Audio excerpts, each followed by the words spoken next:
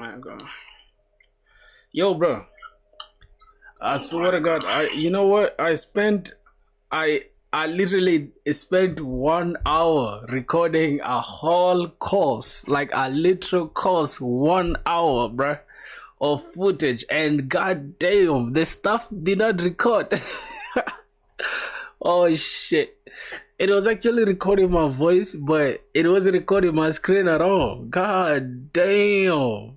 Yo. I was not even intending to jump on a live stream today because I wanted to go and code somewhere in the coffee store or something. I wanted to make the course real quick and then just go to the coffee store. To my surprise, I did not record anything. God. Yeah, it's crazy. It's crazy. It's crazy. I don't know if you guys can relate, bro. But yeah, I'm not happy, bro. I put my sweat and tears and heart and soul to it, bro. Just for that to happen. Oh my god. This is I think a sign for me to get a new MacBook, right? I swear. Nah, bro. Hold on. Why you can switch? Okay, we switch. Okay, yeah, like this. All right. So let me go and see what we have in the Discord, bro. I swear to God, man, that was a bad experience, bro. You know, like talking for 1 hour straight, recording goddamn calls, and after that the stuff wasn't recording. I'm like, whoa. Okay, it is what it is, my boys. So I'm gonna open this Zen browser in a sec. Let me go to my YouTube and I'm gonna go to like the live stream so that I can just copy this. Yo, Amir, Phil was good. Yeah, bro. Like I was recording a course. I swear to God, I had recorded a course, right, on building RESTful APIs, right, from scratch, and starting with backend. Like it was a very comprehensive course, right? I talked for 1 hour and 30 minutes only to find out that the stuff wasn't recording, right? Jesus Christ. I was so angry, right? That's why I jumped on the live stream. I was actually supposed to go to some coffee store to work there, but I'm like, alright, bro. Rather than just living off with bad energy, let me just jump on live and have a chat with my people. At the same time, learn something at least, you know? Live now, broskies. That was too terrible, bro. I swear to God. It is what it is, though. How you been, my boy? How you been? How's everything over there, bro?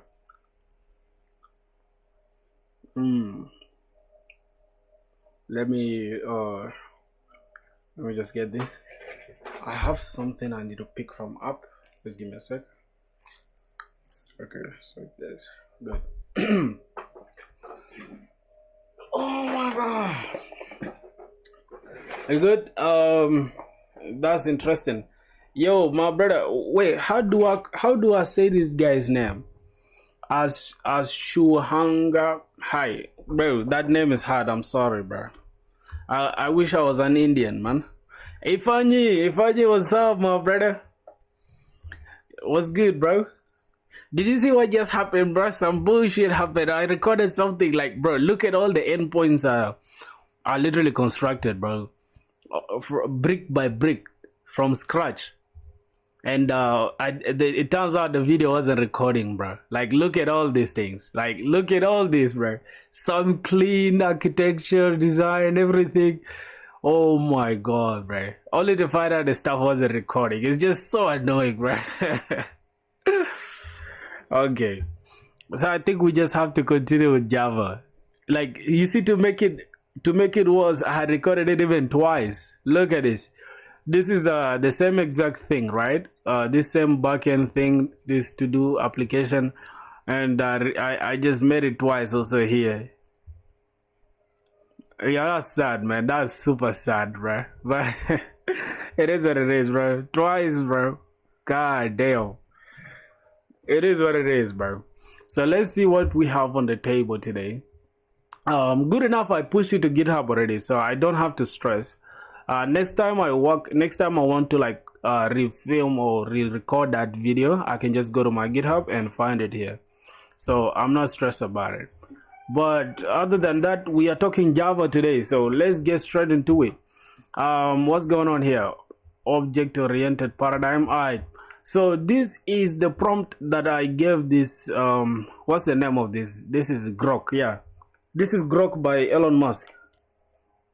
It is it's for I'm trying to understand object-oriented paradigms first, and so far right now I've literally mastered encapsulation. I have mastered goddamn, let me see what else. I think I've also mastered inheritance and a little bit of polymorphism, and finally abstraction. I haven't touched abstraction that much, but I feel like I have some ideas in it. So I think today is going to be the last day we're going to talk about object-oriented programming, and then perhaps we shall now go to like SpringBoot, or I don't know, because let me first look at the roadmap. I'm using roadmap.sh. Let me see. We are looking for backend, and the language is Java, obviously. Where is the Java roadmap? It's supposed to show me somewhere here. Dedicated Java roadmap. All right. So Java roadmap, as you can see, basic OOP, we have classes down, attributes and methods down, access specifiers down, static keyword. I don't know anything about a static keyword yet, but at least I know about final keyword, right? But I don't know about the static keyword, so I'm gonna have to look into that as well. Exception handling, haven't touched anything there yet. So I'm still here inside the object oriented part. So let's see nested classes and packages. Now today I think we are going to go to abstraction. Now the abstract keyword in Java is used to declare a class or a method that cannot be instantiated directly or must be implemented by subclasses. Oh, so the keyword in Java, abstract, right? It's used to declare a class or a method that cannot be instantiated. That means we cannot create an instance of that class again. We just have to implement it using a subclass. There's a keyword. It's a key part of Java's abstraction mechanism, allowing developers to define abstract classes and methods that provide a blueprint for other classes. So I think, yo, bro, Nilo Barman was good. Barman was good. How you doing, man? Yeah, I think that should be it. So the next thing we're gonna go today is let me close this down.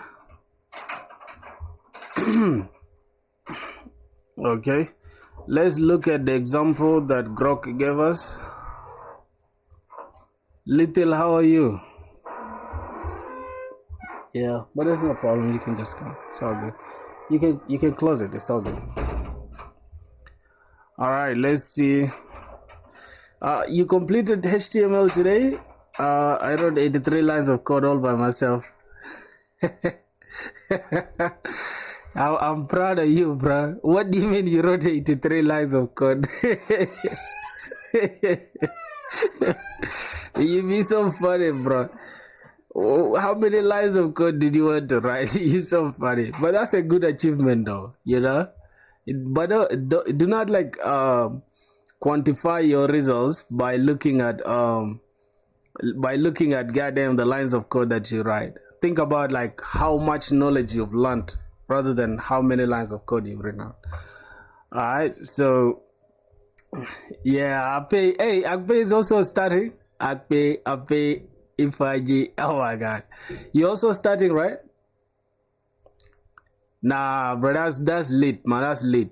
So you know what I'm going to do? I'm going to try to see what, as you can see, this same, let me see.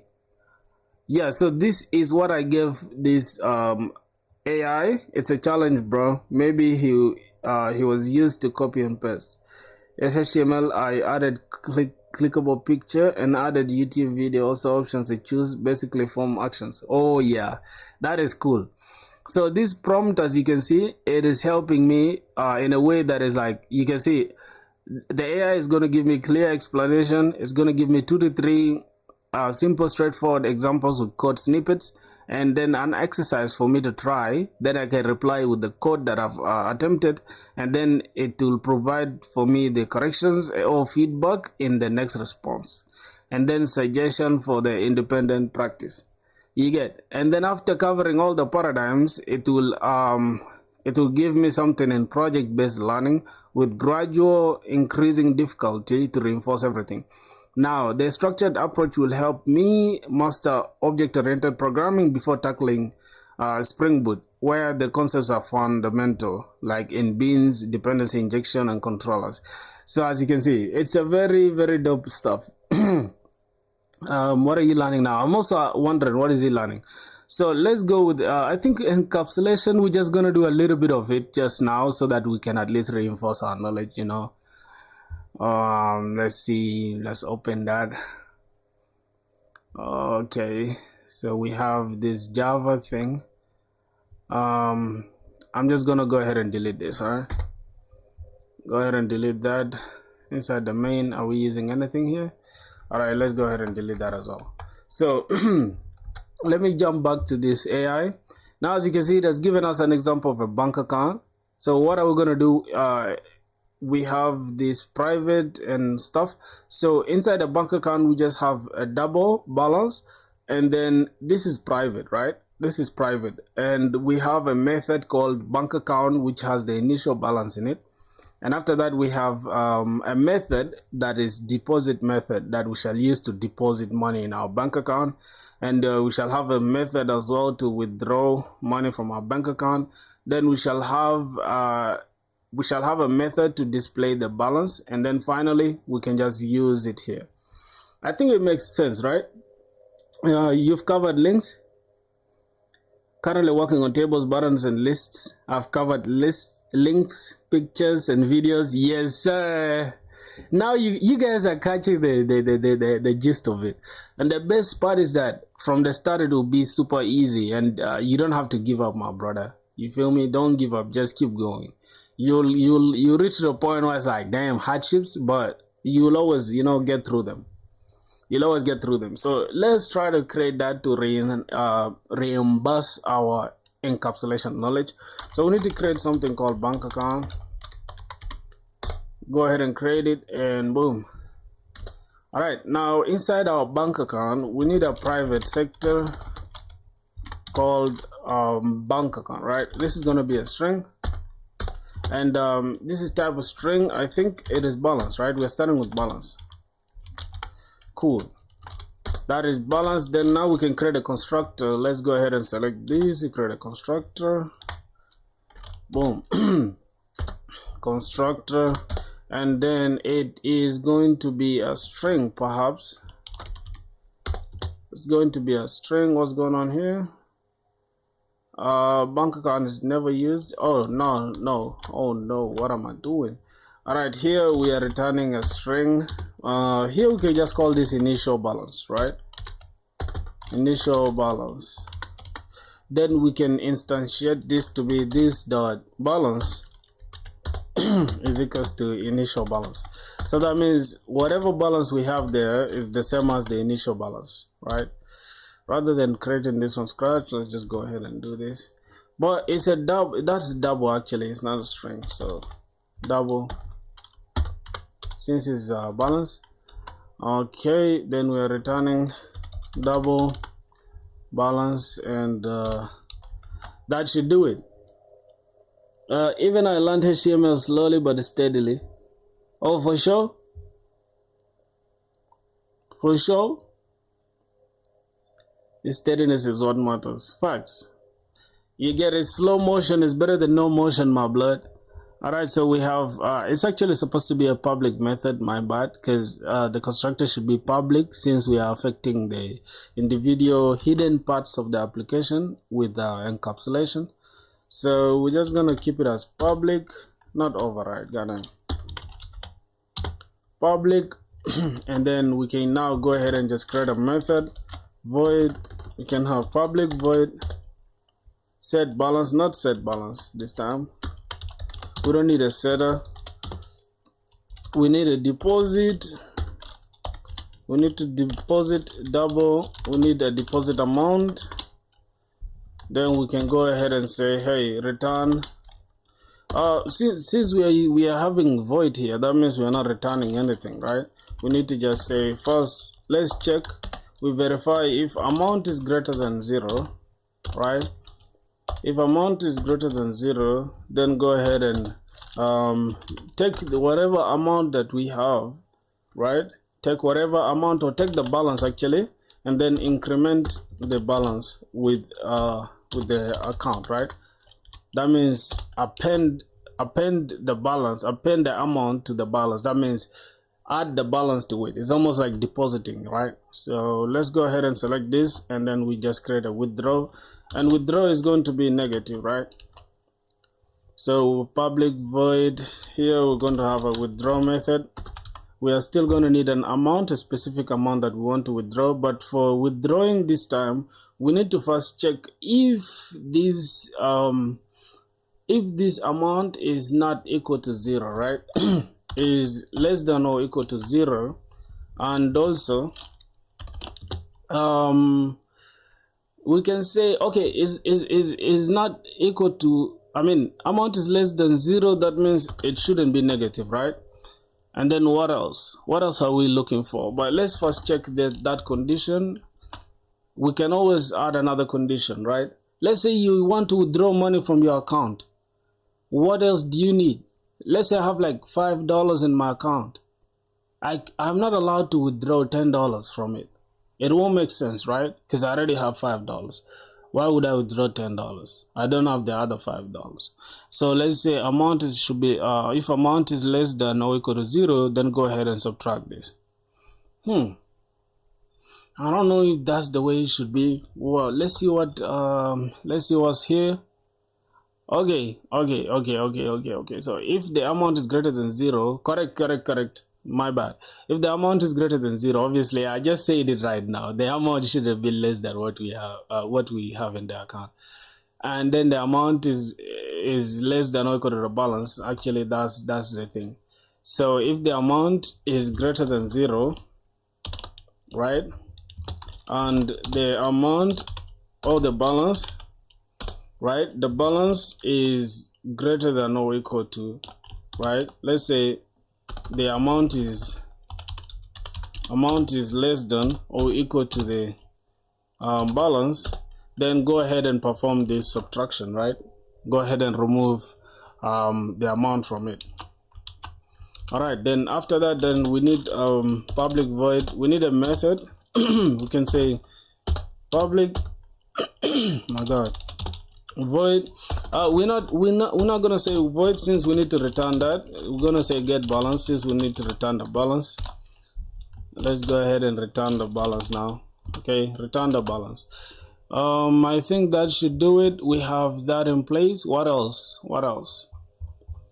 So we have the private double, and here we are instantiating, or maybe initializing the balance to be the same as the initial balance.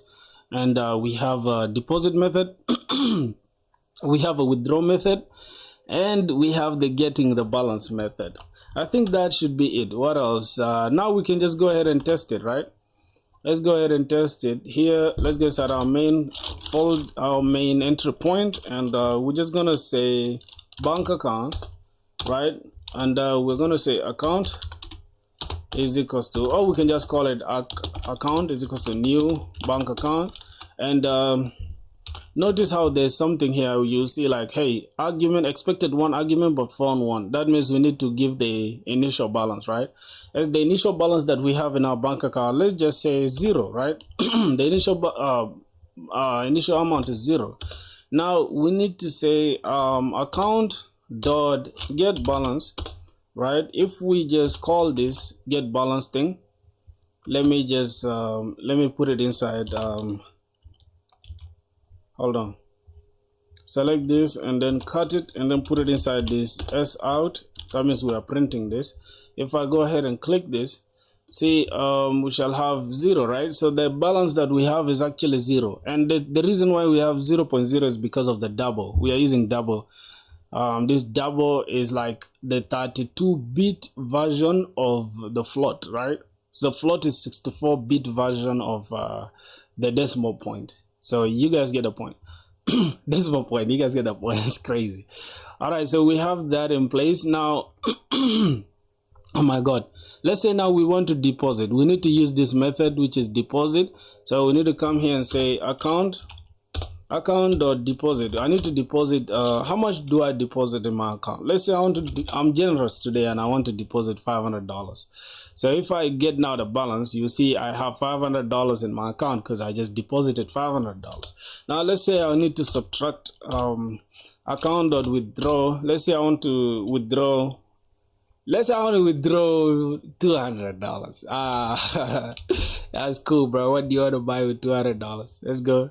Boom, we have $300. Interesting. So I think you can see we've this is simple encapsulation, right? We are protecting our entities, which is this balance. We are protecting the balance, and then we are just allowing access to our balance via these methods, and that should do it. I think now we're good to go. What else can we try? We need the employee, whatever.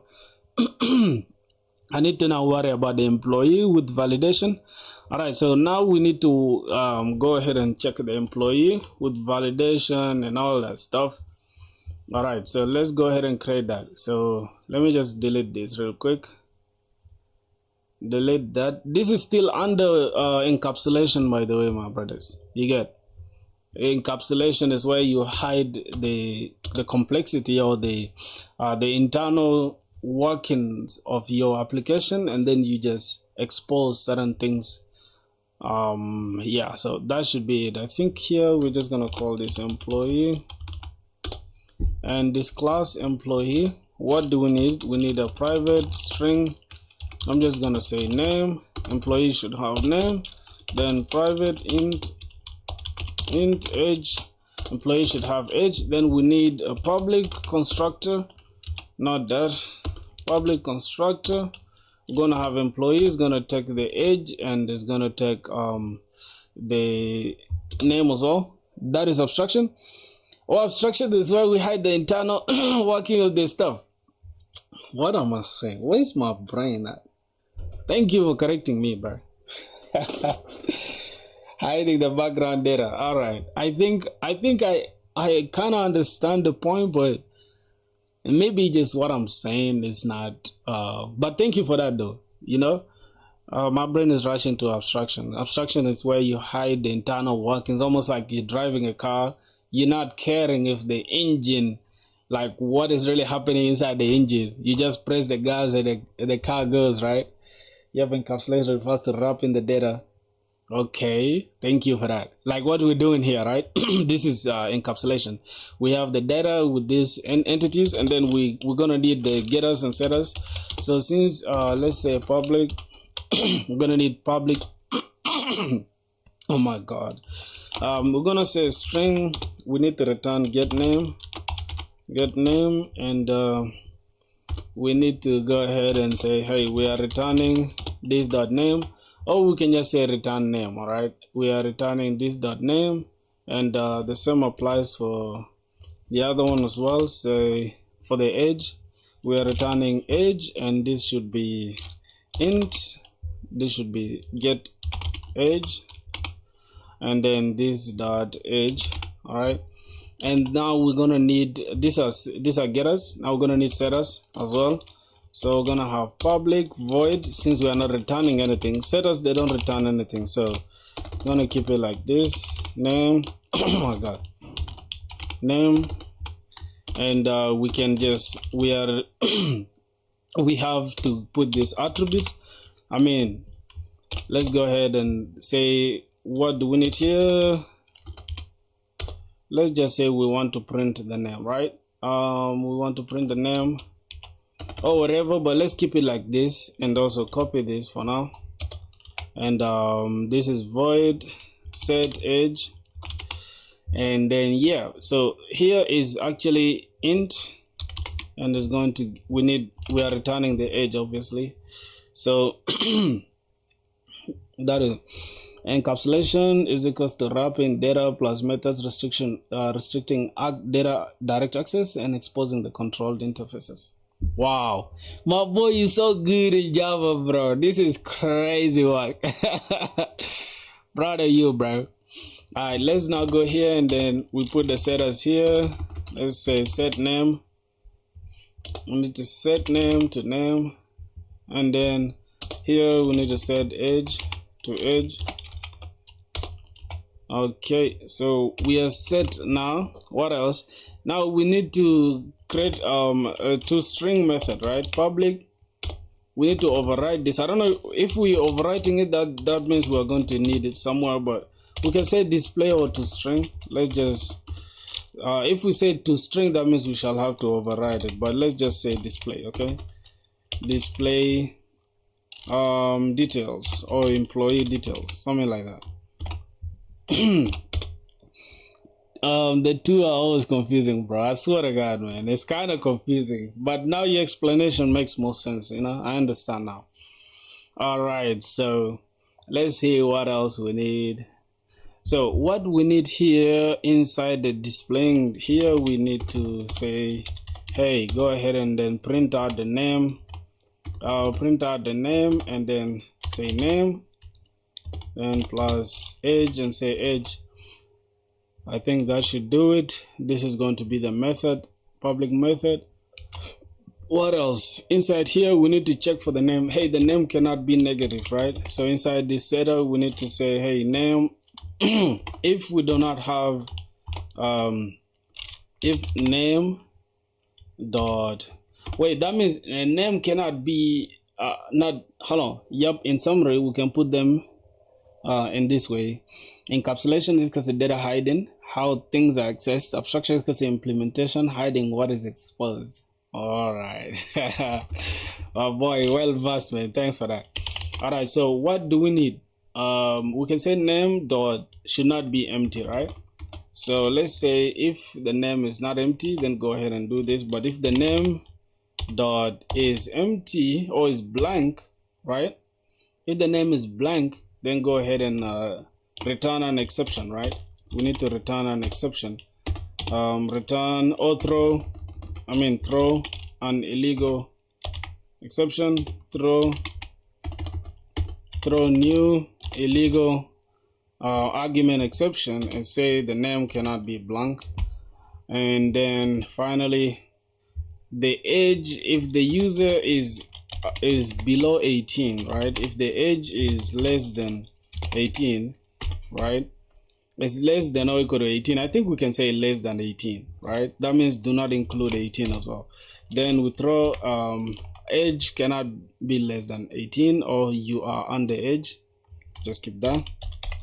You are underage, something like that. And then finally, I think now we can just go ahead and use this employee data, right? We can go here and then just say employee. I'm just gonna say person, or maybe worker, right? Is equals to, oh, it's good to just keep it as employee, and then something like M is equals to new employee. And finally, let's see what we need. We are lacking some arguments. Expected 2 arguments. Create a constructor. No, what did we expect? We expected the name, right? Let's say Emmanuel. Emmanuel age is 24 years old. And now if I run this, you see there's nothing. That means we need to say employee dot now we need to just display the details of the employee, right? Now we can just run this and it will give us, hey, we have name is null, age is 0. Why is that true? Why do we have 0 and 0 in both places? That means after the setter here, we need to say this dot name is equals to name, and then this dot age, instantiate this dot age is equals to age as well. Now let's go ahead and run it one more time.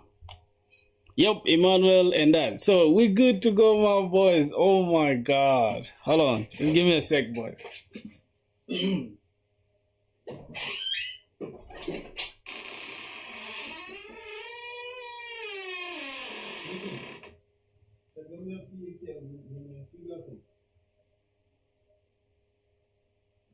Then after the stream, shall I have to go and get it, okay?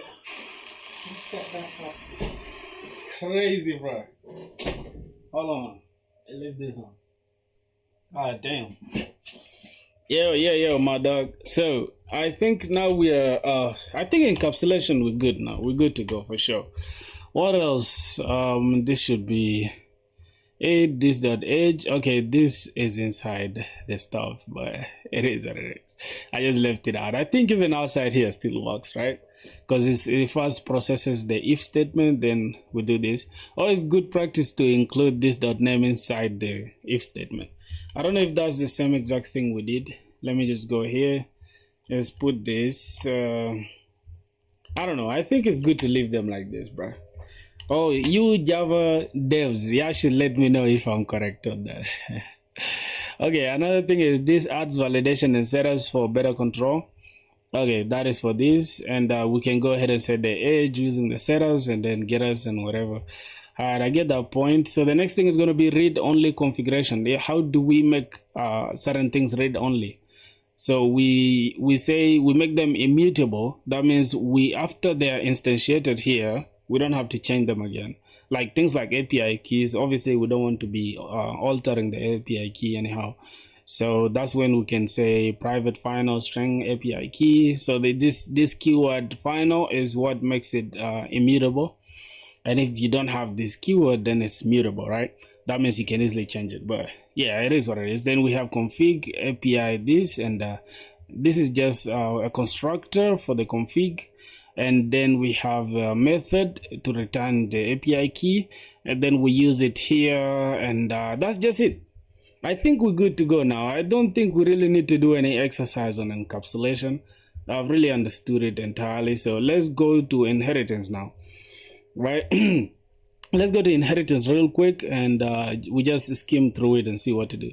So explanation. Inheritance allows a class, subclass, or a child to inherit fields and methods from another class, superclass/parent. Promoting code reuse. Use extends keyword. You can override methods in subclass or customization. Remember, there is a relationship. Dog is a animal. Okay, dog is an animal. Okay, is the relationship thing. Super class constructors are called via the super. This build hierarchies, but avoid deep ones to prevent complexity. Okay, so let's see basic animal hierarchy. So we have an animal protected is going to be the name, and therefore the public animal string this dot name with the constructor, and we are returning a method eat. Then we are just returning, we are just printing out that the dog is eating, right? So whatever animal is here, we are calling it here inside this eat method. And then we have a class called dog, and it extends animal. So it takes everything within the animal class. And then we have this, so we got to call it inside this constructor by using the super, rather than again saying name this, name that. This is a protected entity. We just call it using the super keyword. And then we have its own method as well called buck. So the animal or the dog bucks, right? I think that is just it. And how do we use it? Dog, the dog body, or the name of the dog is body. And then dog that eat inherited. So body is eating, and then body bucks. This is crazy. I don't know if we should do it though, because that's a very simple example. I really doubt if we should do it. Do you guys think we should do it? Yeah, if we're just skimming through it, let's just go ahead and do it. All right, I'm just gonna go here and just delete this entire employee thing, refactor our main entry point, and now we're talking about inheritance. So I'm just gonna go ahead and call this animal class, and then inside the animal class we're going to have protected. Protected. We're gonna protect the name. Okay. We're going to have protected name, and then we're going to have public. Oh my god, can't even type, bro. Public animal name, then this dot name, we're returning that, and then we're going to have again another method. We can have public void, and then eat. We can have the dog is eating or whatever, right? We can have something like that, and we just print this animal. we say name eating. Okay, you can just come here and say name plus is. Okay, I think we need is, leave space here. Oh my god, Java is very funny when it comes to working with the strings, bro. It's super funny. All right, so we are returning this method. No, we're not returning the method. We are using this method called it under the animal, and that should be it. Then we can go ahead and create another. Let's go to class and then call this dog, and the dog is just going to extend everything. So we're going to have dog extends animal, right? Dog extends animal. Then we need a constructor, right? We need a constructor, public animal. Hold on, public void. No, not. Oh my god. Public dog. What am I doing, bro? Public dog, and then we can have that. Hold on, this stuff just stopped. Just give me a sec. Okay. Yes, sir. All right, so we have public dog. What are we having here? So the dog, I think we need things that the dog does as well, which is barking. I don't know if we need to call it here. We have the animal, everything. Okay, the dog. We have public dog string. Okay, so we're just gonna take the name from the animal class, and then we're going to have its own bark, right? So I think that is it. So let's take the string name. Now, as you can see, this is empty. There is no argument constructor available in the animal. So we can just come here and say super, and then just give us the name. Okay, that means take it from your mother, take it from your father. Then we're going to have its own animal class.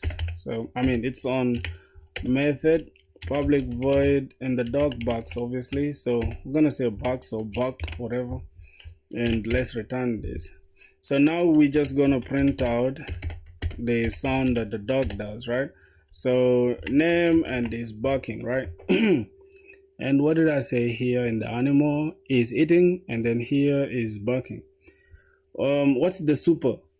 Okay, so what super does, right? Super, it just inherits, like after inheriting the entire animal class here, the attributes that are here and the constructor, rather than you coming again to say this dot name is equals to this, what the super does, it just takes the entire thing that you have, this protected attribute here, and you just get to extend it and use it here as part of the dog as well, because it's almost like you taking your last name from your father. You don't have to reinvent the wheel and add, like, say, Emmanuel Francis twice, right? It's just Emmanuel Francis. If I have a brother, will also be like Peter Francis and all that. So we are just inheriting the name from the parent. So the super class is what we use. I mean the super method. Yep, it's actually what we are using to take the things, the attributes from the parent. I think that should be it. What else? Now we need to just use it. So we need to come here and say dog, new dog, right? Dog, or we can say animal rather. I don't know, I think it's dog, new dog. So the name is dog, and then let's say animal, and whatever. Now let's see what's gonna happen. Let's try to run this. Yo, Chronic of Ages was good, my brother. Okay, I didn't know about it when I was doing Java. Great to know about it. Yes, sir. That's what I'm telling you, bro. We're learning every single day. Hold on. Dog, new dog. Okay, dog, new dog is called body. Okay, dog dot method, which is it. And why do we have an animal again? What am I saying? Dog, I'm just gonna call it. Okay, I can just call this what, puppy, right? Or whatever. Let's just say puppy. Alright, puppy. Now here we can say dog dot it. You know what's funny is that the schools, bro, especially universities, they literally just skip a lot of things. So let's say the dog eats, and then the dog barks, right? If I run this, let's see what's gonna happen. We're gonna have the puppy is eating, the puppy is barking. If I change this to like how do I call it? Goat? No. American dog or whatever. Oh my god, American dog, something like that. But this is we have some spacing issues here. Okay, is and let's go back to the dog as well here, something like that. If I go back to the main class and run it, yep, American dog is eating. American dog is barking. So you can see the is eating part is coming from the parent, right? The eating method is coming from the parent, and then the dog is just adding its own attributes. Almost like your father not being a smoker, and then you start being a weed smoker. Your uncles will say, he didn't get that from the father, right? Yeah, so that's the thing. That's the thing. All right, I think what is left, this is the inherited part, but is eating. All right, that's it. Now overriding the methods. So we need to say public bird extends animal. All right. We can now just extend the same thing that's animal, right? Now we can have a public bird. You can tell we have super again here.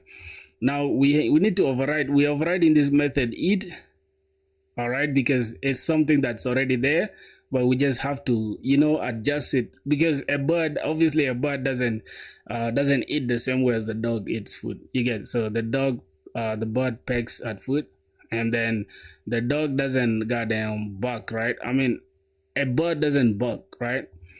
But we have a different method as well for the bird, which is fly. Okay, so I think that should be it. Now let's go ahead and look for what we can override. Now we need to override the food, and then the bird will have its own class, I mean its own attributes as well. So let's go here, say bird class, and it extends animal as well. So the bird extends animal. What else? All right, and then we need to create a bird constructor, which is public bird, and then rather than having int and all that stuff, we're just gonna have a string name, and then we're going to say super. We invite the super, and then we get the name from the mother class or the parent class, and then we need to override this method. We need to override the it method, right? That is coming from the void it, and we need to just override that. So what happens is name is eaten. Now what's going on here? It is identical to the super method. Really?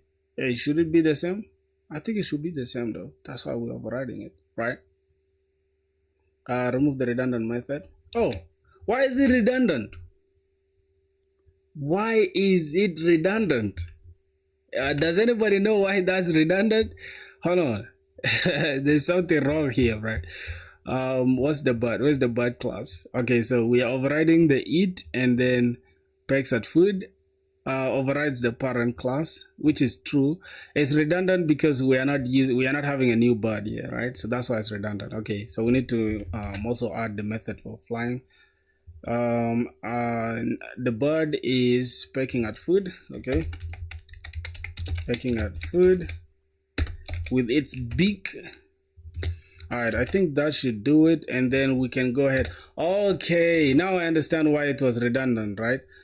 If we didn't change this, right? If we kept it as it and all that stuff, right? If we keep it as this, it's going to be redundant. But if we go ahead and change it, that means it's going to be only going to be affecting the bird itself, right? See, pecking at food, right? So that should do it. Now we need to create its own method as well that's only true to the bird. So public void, what does the bird do? Obviously the bird flies, and which is not true about the goddamn dog, right? So we need to just say system, okay, animal flies and whatever. So inside our main, we need to now call it here. We say, hey bird, rather than bringing it here, let's just do it here. Say bird, and all that stuff. Let's just say African bird, African eagle. I don't know if this is a spelling of eagle though. I guess it is. Okay, now what does the eagle do? What does the African eagle do? Okay, the African eagle bird dot eat. Let's try to get the eat method. right? And then let's try right now. If we try to say bird box, right? Let's try to use box on this bird. We shall have errors, right? We cannot have this method because we don't have it there. So that is very clean, bro. I guess if it was JavaScript, it was going to be true. Java is crazy. JavaScript is crazy, bro. Okay, bird dot garden fly, and yeah, if I go ahead and run this, we shall have American dog is eating, American dog is barking, African eagle is pecking at food. There's some random space here, and then we shall have African eagle is flying, which is true, right? That is great in inheritance. We are inheriting everything from the mother class, which is the animal class. All right, let's go ahead and see what next we need to handle. We need to multi-level inheritance. This is where the puppy now, all right, because the dog has a kid, which is a puppy. So first of all, a dog belongs to the animal class. Let's say the animal is the parent, then the animal has a dog as well, and a dog has a puppy. So those are like 3 steps. That's almost like having your kid, right? And your kid to your father. All right, let's see what happens here. We need to also use the super class. I don't know if this is a class, I'm just saying it. So I think it's a method. Then we need to override the bark from the dog, and then we just say yip softly. How can this is my first time hearing this sound, bro. I used to think maybe dogs as well, they bark, even the small puppies. I didn't know the yip, bro. This is cool. Alright, so we override that, and then that is it. Then we call the puppy and all that. I think that's going to be the last part we're going to do. We're going to handle for the multi-level inheritance. Here I'm just going to call this puppy. Puppy extends the dog, actually, right? Wait, hold on. Are we extending the dog? Yeah, we're extending the dog because you have to always extend the parent class, right? Let's go ahead and now say we need to introduce a public constructor.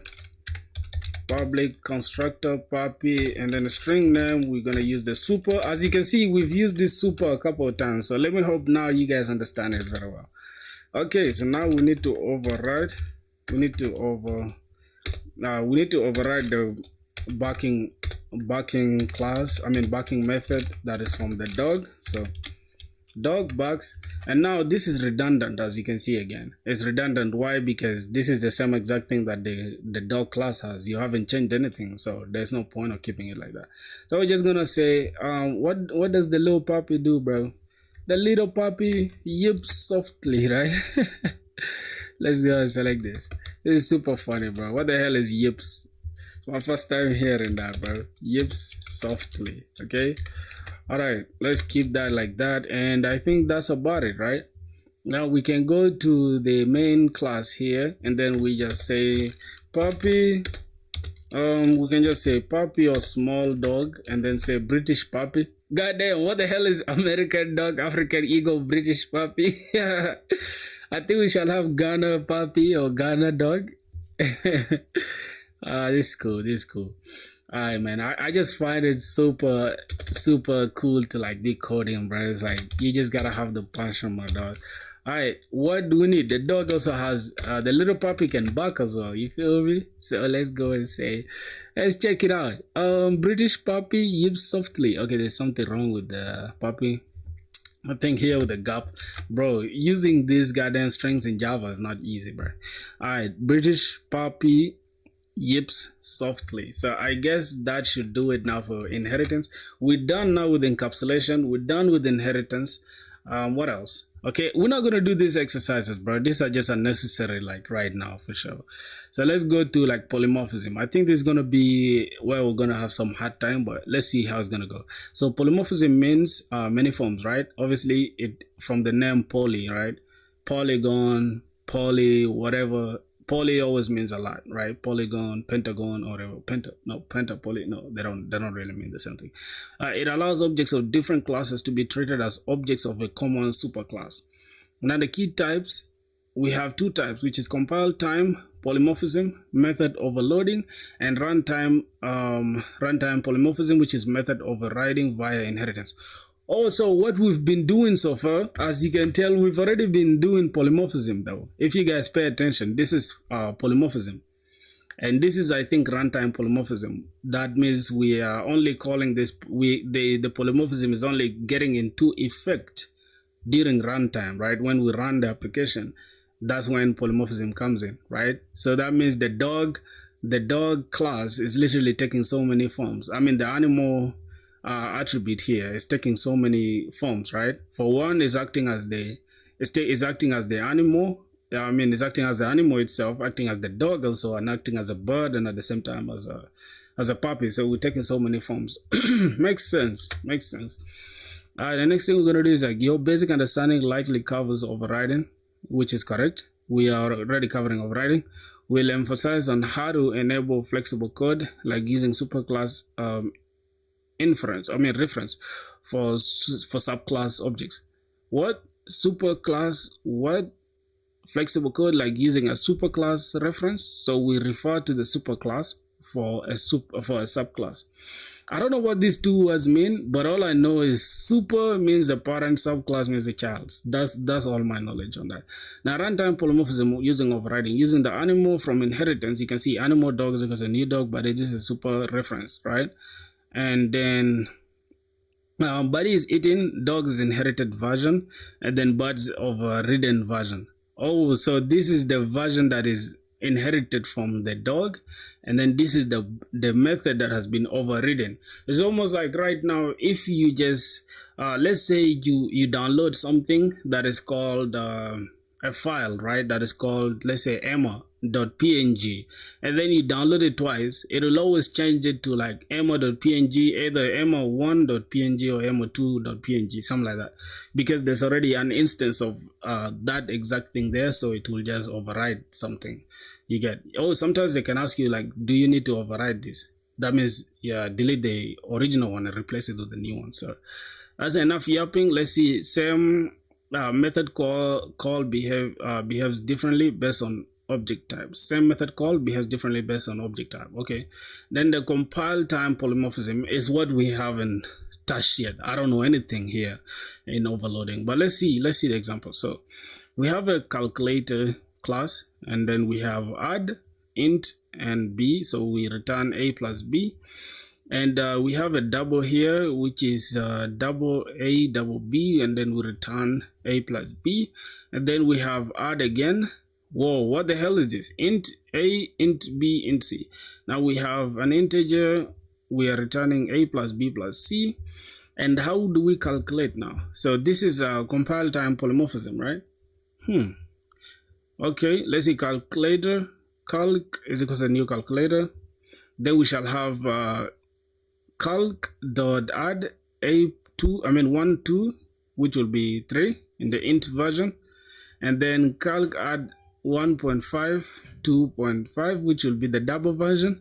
Also, we don't have to directly like tell it that, hey, we're using double here. It just does the polymorphism at compile time. All right. Then here will be the 3 int version.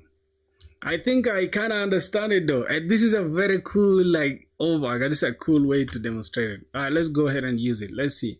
I'm going to go ahead and delete this, delete the animal class. Oh, it's going to affect everything. Delete this as well. We're going to leave the main class empty. Delete this. Okay. Delete that. And let's leave the main class as naked as possible. Leave it like this. Boom. Alright, so now we can just go ahead and create a calculator class, right? Let's call this calculator class. Then inside the calculator, we're just going to have different methods, right? The first one, let's say public. Let's say public, we are returning int, right? Public int, we're returning int, so we need to also come here and say int a and then int b. So we're returning 2 attributes, and then we return int a, int b. What's going on here? Identifier expected. What? Am I doing something wrong? Did you learn Java or just started with Java Spring Boot? I'm teaching myself Java, as you can see, literally just on stream like this. That's what I'm doing. Into add. Okay, I need to add like the what's the name of that? What are we doing? We are adding. Okay, I'm just teaching myself on stream, bro. Literally, like I had no idea at all from zero. All right, so public double. So we need to call this as the double class. Double. I mean not the double class. The double. Goddamn. Data type. God damn it. I did not learn anything for sure, my G. I'm just gonna call this what should I call this? This one is add. I think this should be add as well, right? Because all of them will be the same, but yeah, all of them will be add. Yep, so all of them will be the same. They have to be add, but now as you can see, we need to change this to double as well. Double, and obviously this should be, you know, the thing about Java is very strict. It's a strict language. If you are coming from JavaScript, bro, here's the thing, the fun Java makes me laugh. I mean, JavaScript makes me laugh, bro. Sometimes I just be like, bro, guy, why would they do this? Like, I feel like, okay, languages have their own quirks and stuff. Let me show you guys something. Something that's very funny with JavaScript, right? Let me go to the index. I think, wait, what am I doing? Where am I at here? Oh, Jesus Christ. I'm inside some application that I don't want to affect. So I don't know which example I can use. I think glorified to do will do. All right. So I'm just going to delete everything that's here. Let's say, for Java, I'm going to have something like, let's say let word is equals to, let's say an empty string, right? Oh, we can even say s or two inside a string, right? Let me try to goddamn log it to the console, and let's say log the word, and let me just run this real quick. Let me say bandev. Script not found. Why is the script not found? Okay. For some reason the script is not found, but let me try to just run it manually. Oh my god, this I don't know how to explain it, but for JavaScript, if you have another thing, let's say you have like let count is equals to 2, right? Let's say count is equals to 2. That means this is an integer and this is a string. Now, if you add these two together, let's say const sum is equals to, let's say you add word plus count, right? You're going to, this is not going to be wrong, bro. It's going to literally run, I swear to God. So we're gonna have log, and then let's say log out the sum, right? Let's try to run it. Hopefully, it's not going to run for some reason, bro. I think I'm inside TypeScript or some stuff. I don't understand, but you guys get the point. What the output will be 2. It's literally going to print out 22 like this, bro. So it's just going to take this 2 and they just add it to this 2 and call it 22. It's like, what the hell? Oh, this is TypeScript. It's not going to allow that. But I think JavaScript, the regular JavaScript will allow that. Yeah, so let me just take back my code to where it was. Then we can go back to Spring Boot, my boys. You get it.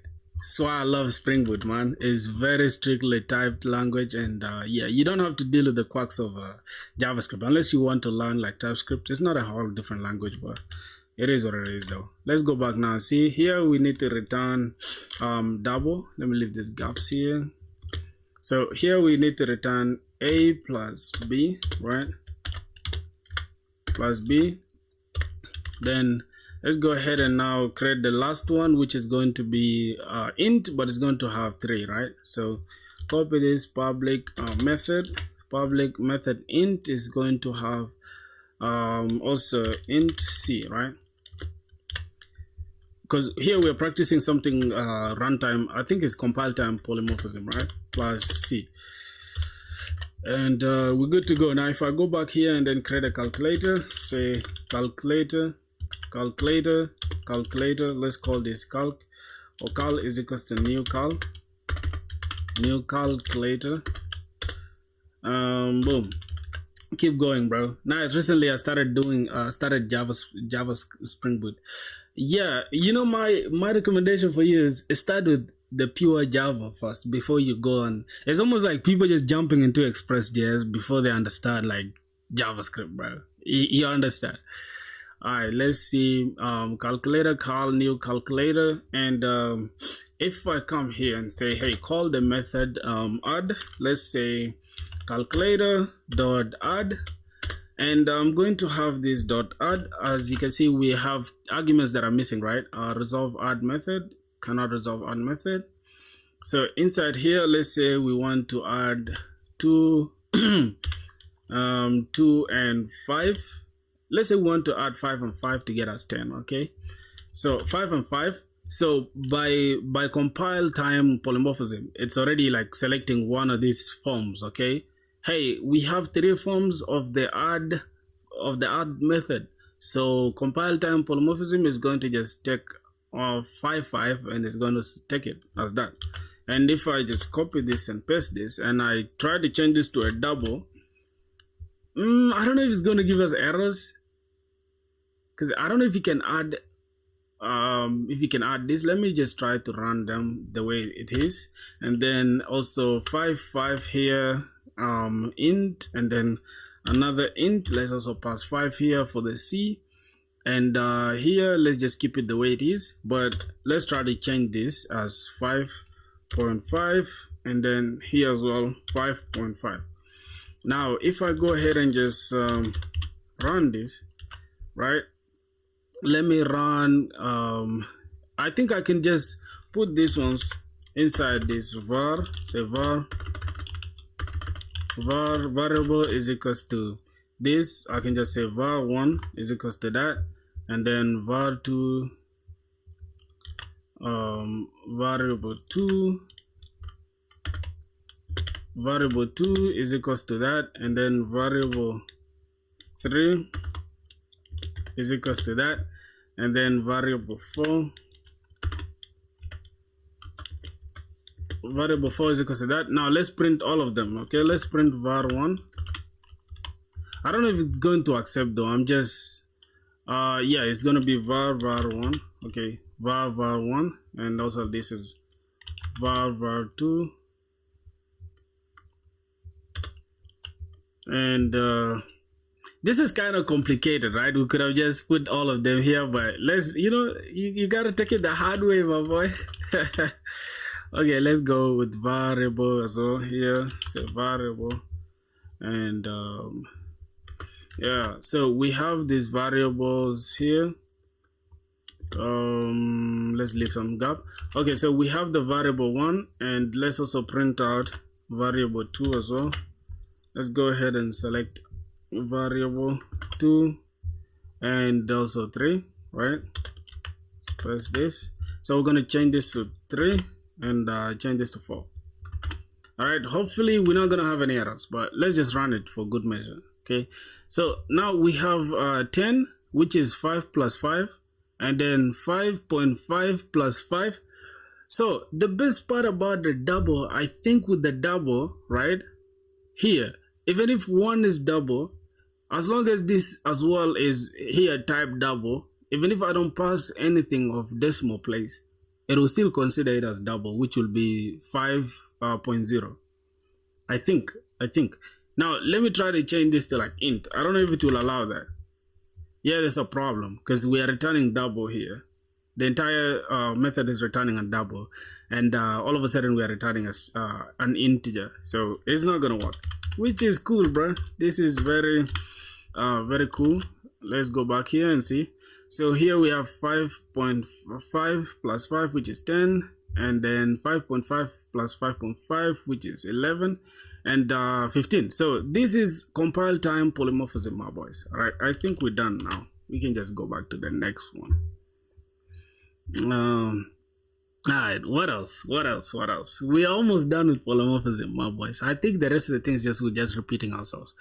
Polymorphism in arrays or collections. I don't know if we need this though. We might need it obviously, because you'll never escape arrays and collections and lists and all that. So we have an array of animals, or animal array, is equals a new animal 2. So we have 2 animals. Is it 2 animals or the size? I'm not sure. So animal in position 0, index 0, then call that animal dog and let it be called Buddy. And then the next one should be Tweety as a bird. And then for animal in animal of types, within the animals class, within the animals array, go ahead and call the animal.it. Then we call this. I think I understand this though. I'm not really gonna waste my time here for sure. So let me see what do we really need to do the exercise? No, we can just go to the abstraction straight because I want to finish with OOP. Then we can now start with Spring Boot. Okay, let's see. Explanation. Abstraction hides complex. Yes, my boy, this is what you've been talking about. You understand? So abstraction hides complex implementation details and shows only essential features in Java. Okay, so it hides the complex implementation details. So that means it's almost like a car, right? You cannot know what the engine is going through, right? You just hit the gas and the car's moving. You don't care if the goddamn if there's how the goddamn fuel is is moving between the parts, or what it's doing with the fuel itself, right? All right, so and shows only the essential features in Java. Now use abstract classes with abstract keyword. Can have partial implementation or interfaces.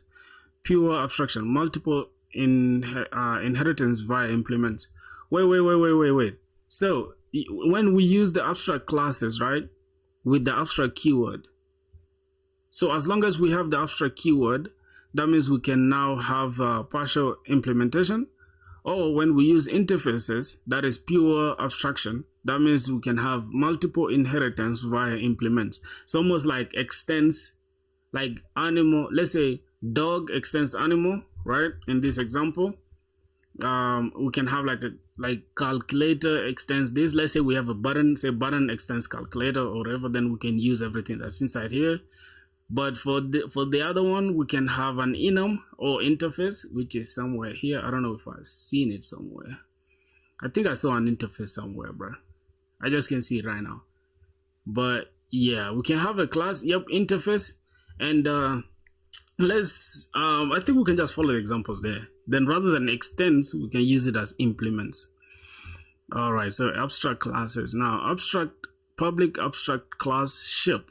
So if we have a ship, right, now we can have protected string color. We have a color that is protected, and we can have a method called this of color, and then public abstract double area must be implemented. So this is what will be implemented by the subclasses, all its children. Then display, so we display color plus color, right? And after that, inside the circle we have radius, and then we're going to have public circle, and then the circle will have a color that is coming from the superclass. You remember the superclass that we talked about inside inheritance, right? Then the double radius, it can have its own radius, and then this the radius equals the radius. Then we are overriding the area that is coming from this, right? We are having the abstract class, but in order to use this abstract class, we need to override that abstract class, right?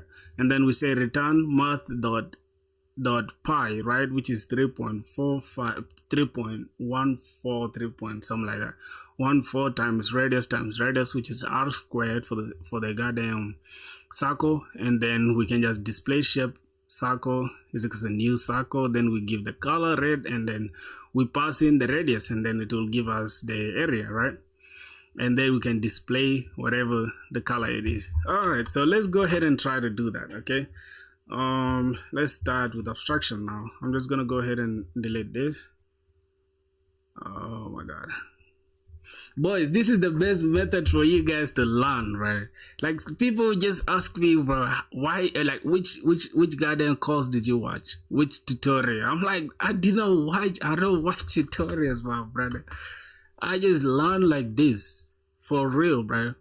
This is the best way to like have a teacher that will never get tired of you. All right, because if you're watching a YouTube video, you find somebody talking a lot of fluff. somebody saying a lot of bullshit that you don't want to hear. Excuse my French. You get, so just do it like this and you learn a lot, bro. All right, let's see, what do we need now? We need a shape class, right? And then this is going to be the parent class. We are going to have protected color, right? We're going to have protected string, and we're going to have color, right? So the color is protected. Cool. Then we're going to have a little, we can have a constructor that is going to be shape, right? Let's call this constructor public. Public constructor shape, and then it's going to take a string color, and then we're going to say this dot color is equals to color. So we're taking this color and then we're exposing it to its subclasses, right? And after that, that should be it. Then now we can have like a abstract class, right? Hey, we need to use this abstract word, right? I think it should be public, right? Public abstract. Now what are we abstracting? We are abstracting the area, right? So public abstract double and then area. Then we can have something like this, right? Now what's going on here? Let me see. Abstract method in a non-abstract class, so we need to change the entire class into abstract as well. So this is an abstract class. Let's see what's going on. Abstract cannot have a body. What do they mean by abstract cannot have a body? What am I doing here? Oh, it should be like this. Okay, so it's not gonna have a body. It's never used. All right, that is cool. Then the next thing is we're going to have a public void. We're going to have public void display, which is going to have color, right? And then we're just going to print out the color. Say, hey, the color is, all right. Close this, and then we can allow that. The color is this. This is to just display the color, and this method will be overridden by all of the shapes that we're going to create. So this is an abstract class. As you can see, it has changed this entire symbol. So let's go ahead and create the different shapes. Let's say we want to create a circle, right? We need to create a circle. A circle will have its own area, its own color, and also a rectangle and also a triangle, right? Let's go for a rectangle. And also here we can go ahead and create a triangle, right? From the name tri, it means three, right? That's my lame knowledge of primary. I don't know. Alright, so what happens in the circle? Inside the circle, we are inheriting things like the color, right? We're getting the color from the parent class, so we're going to have a little. We're going to have public. We're going to have a constructor, public circle, and boom. Inside this circle, we are getting everything from the super class. But what are we getting? We are getting the string color, and then we come here and say, hey, give us the color, bro. Give us the color that's coming from the parent. But what's going on here? This should extends shape in order for us to use that. Now what's going on again here? What do we have? Must either be declared abstract or implement abstract method in this. So we need to implement that method, right? Which is what we need. We're going to do it in a sec. Hold on. Okay, we need to go ahead and implement this abstract class that we have. I mean, we are overriding this double area, right? So let's copy this. Now let's go back to the circle, and then we're gonna have override, and we are overriding public double, since we are returning a double area. And then inside the area itself, right, this is where we're going to have the implementation. So what do we need here inside this? What are we returning here? We're returning a double, right? So that means we can return math.py, right? So let's say math.py, right? And then times, so it's almost like pi times radius, but then we did not define the radius here inside the circle. So we can just say, I think radius is double, right? So we can say public, we can have public double, radius, and then we can have radius times radius times radius, okay, times radius. So now we have this implemented, this abstraction, right? So we've abstracted away the entire thing, and that is it. So we have this radius, and I think that should be it, unless there's something else that we need, like the color. So we need the method. We need to override that method as well. So we need to override the color method. So let's override public void display. So we are going to say void display, and since we are not returning anything, we are just going to print out. Let's print out the color, right? So we're just going to say what are we returning actually? We are returning the color. Wait, the color is, and then we can have plus color, right? Boom. Now what's going on here? It's identical to the superclass. Wait a minute. Wait a minute. Why do we have that? I'm already questioning this. Public circle. I'm already questioning, why do we have this, right? I have no idea.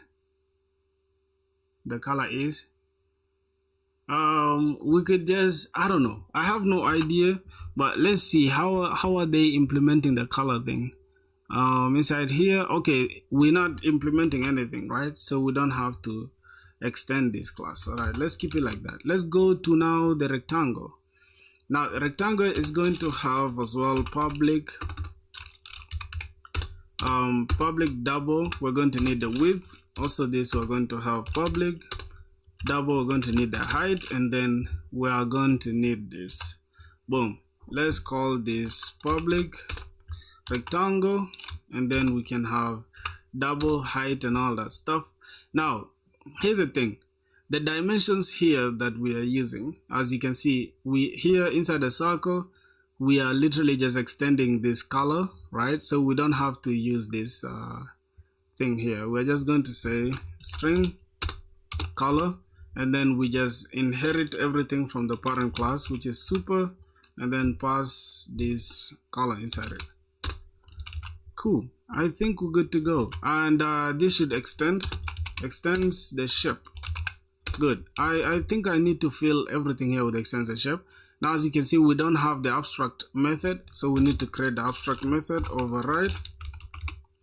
We need to go ahead and override public double the area now, because the area is the abstraction that we are doing. So obviously area is width times height, or height times width. Okay, that is it. And then the same applies to this as well. We're going to have public, we can have public double. For the circle, I think the circle we need the circumference. No, I mean the triangle, we need the base and the height, right? So we're gonna keep this as base, and then the double height as well. Then we can have triangle. This is a constructor, but rather than again calling this, we just have to we are extending this string color, and then we need to come here and say this extends the shape class, and inside here we need to just say super, give us the color, and lastly we need to override the area, and then here we return base times height divided by 2, right? Which is a half, so that means we need to say 0.5, because a half times base times height, that is the area of the triangle, right? So we have 0.5, which is a half times the base times the height.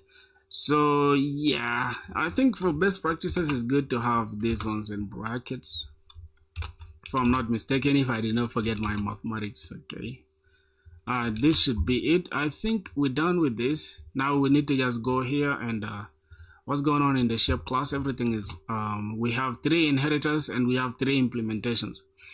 Let's go to this, and let's start with how we are going to approach everything. So we're going to have shape, circle. Now as you can see, we have circle, the color is red, the same color that we defined, so red.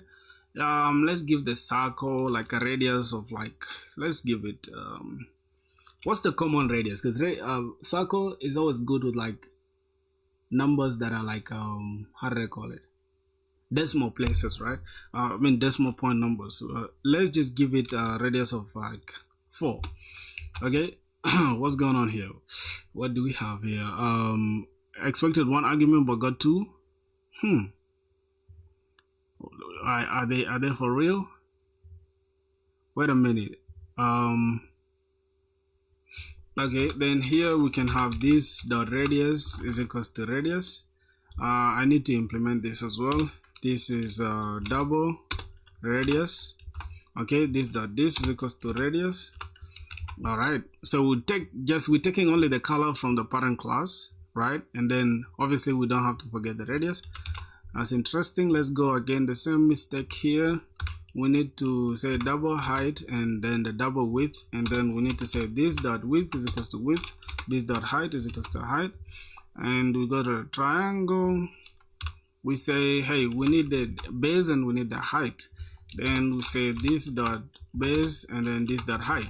So I think we're good to go now. And if I come back here, it will automatically read it as the radius. Good. So let's again say shape. We have rectangle. Say, hey, the width. If it's 4x4, it's not a rectangle anymore. It's a square. So let's try to make the width longer or shorter. So the width can be 2, and then the height can be 4. Or we can just change it as height times width. But it's cool. It is what it is. I think it's like you change this, whether you put the height first or the goddamn width first, it will not change anything. Now the same applies to the triangle as well. We have the color. Now rather than saying red, I would say the circle should be yellow, and the triangle should be amber. And this should be blue, right? I don't know. Alright, so we have this in place now. If we go ahead and just run this, let's go to the shape abstract. What do we need to run? We need to run a display method on all of them, right? Let's say circle.display, and then rectangle.display, and then triangle.display, and I'm just gonna put this in a variable, right? Variable, I'm gonna say display circle is equals to that. What's going on here? What do we have here? Alright, I think there's something wrong there, but I'm not gonna do it like that. It is what it is. I'm just gonna go ahead and say, hey, oh yeah, we already have this. Sorry, we already have this inside the shape. We are already printing them, so we don't have to print them twice again. So it's just going to take this dot color. It's just going to say the color is going to pick the same exact color. If it's the color of the circle, it will take circle. If it's the color of the rectangle, it will take a rectangle. The same applies to the display. And finally, the last thing we need to do, let's go back to the shape. Let's see what else. I think that should do it, right? Because we have the area, and the area is already handled here. So let's see now, my boys. Let's go ahead and run our application.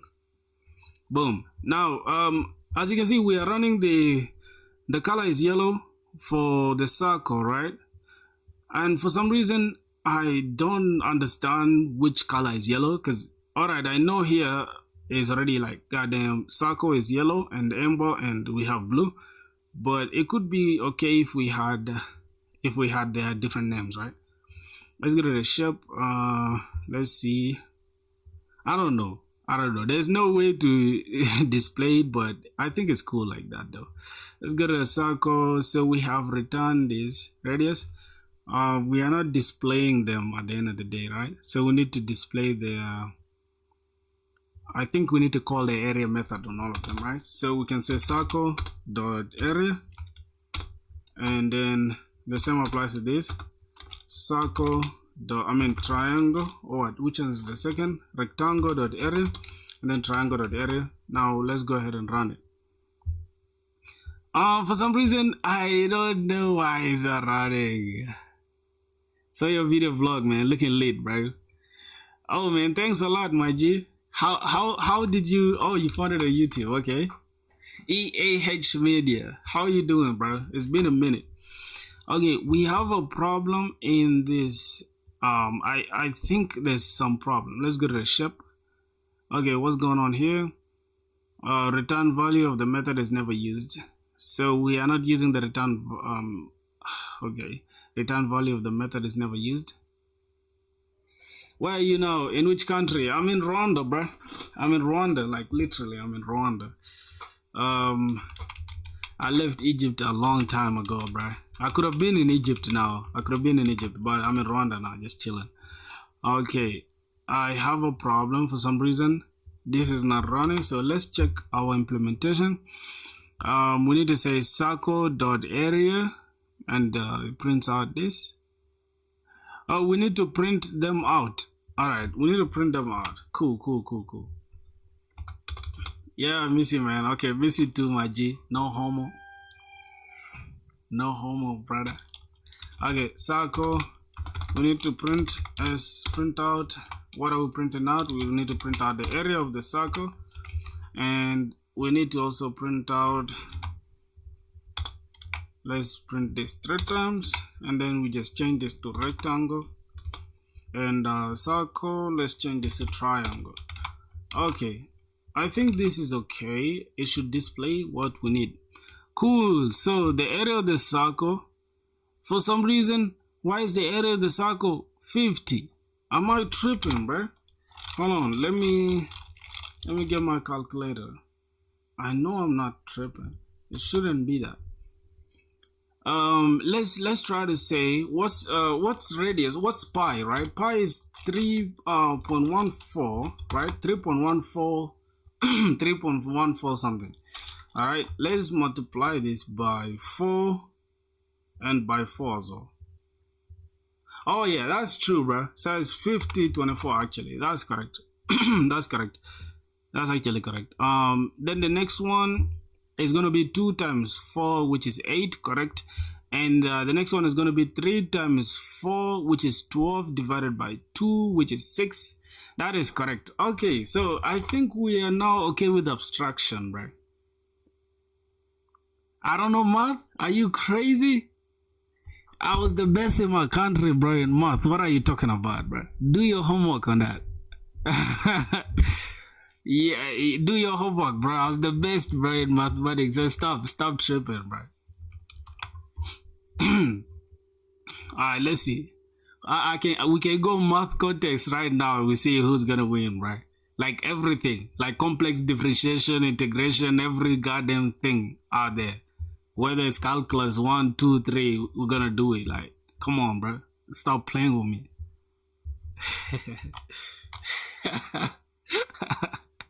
Alright, let's see what else. What else we gotta handle. We're done with this. Now I think we need to now go inside the interfaces, right? We need to deal with the interfaces. Alright, so let's see. We have an interface called printable, void print, abstract method. Wow, now this is things are now getting hard, bro. I swear to God, things are now kind of getting hard. I'm now starting to feel some hardship. So we have public class document implements printable. We have private string content, and then we have the document string document. So what are we doing actually here? This class document implements printable. So we are just printing this void print method. But goddamn, where's the print? I don't know. Alright, we have an interface called we are printing. So this is an abstract method. We have void print. So we are just calling a method called print inside the interface.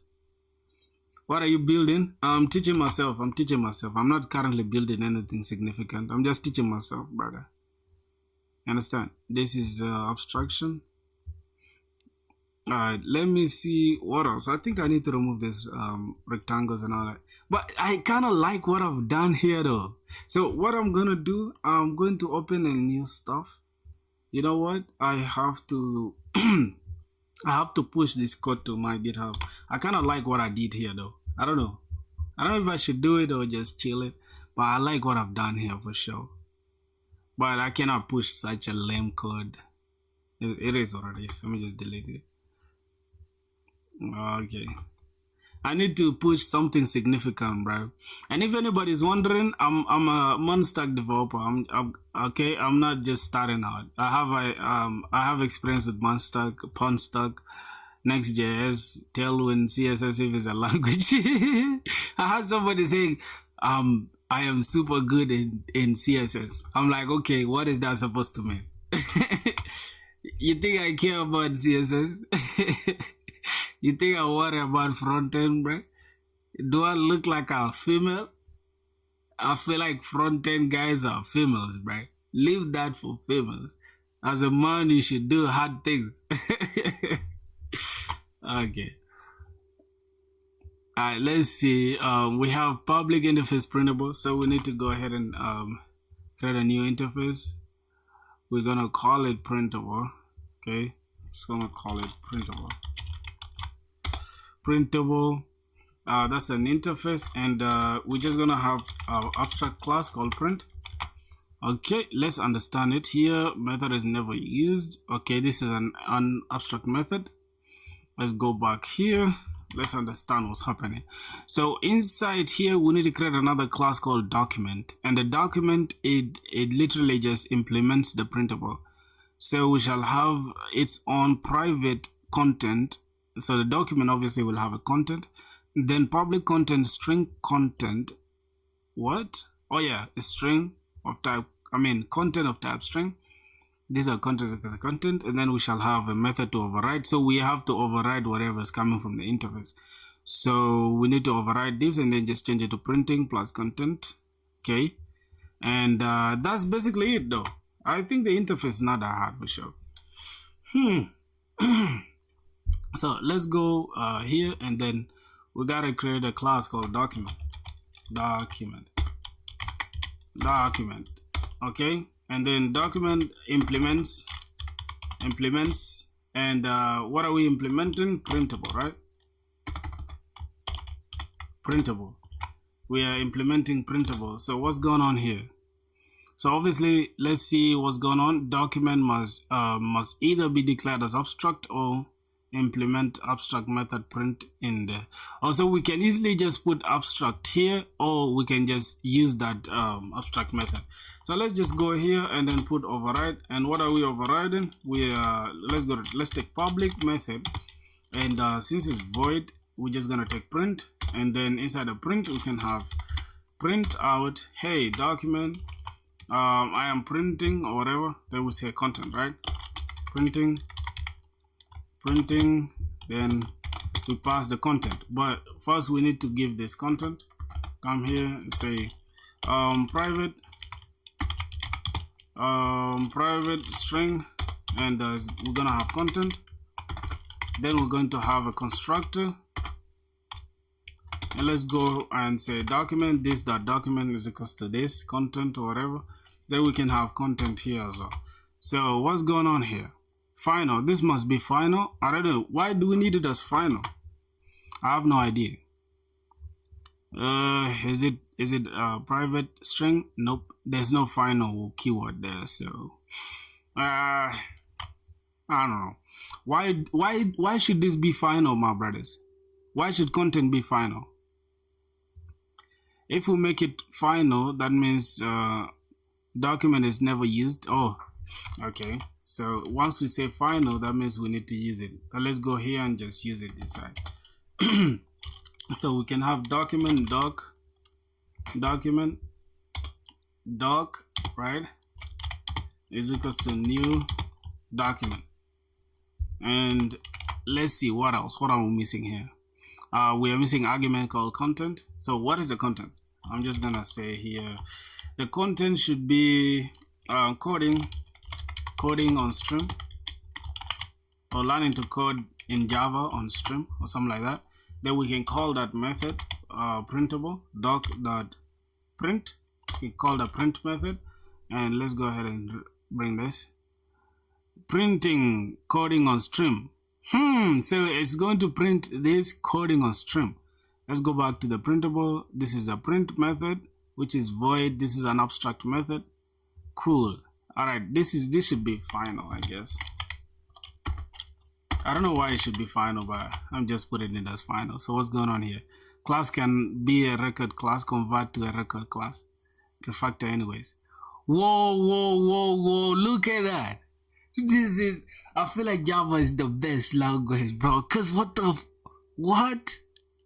So I can get rid of the constructor by turning this into a record. And then, oh my god, this is crazy. It's a public record document. It takes the string content and then implements printable. Then we just have it as clean as this. Yo, what? Yes, this is super cool, right? Alright, man, I'm super happy. I'm just gonna leave it like this for now, because why not? I'm just gonna leave it like this for now. But given I can turn this, alright, let me leave a note for myself.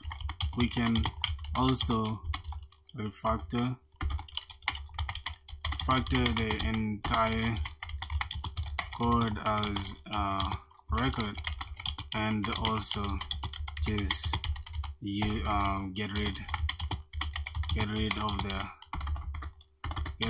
the constructor right?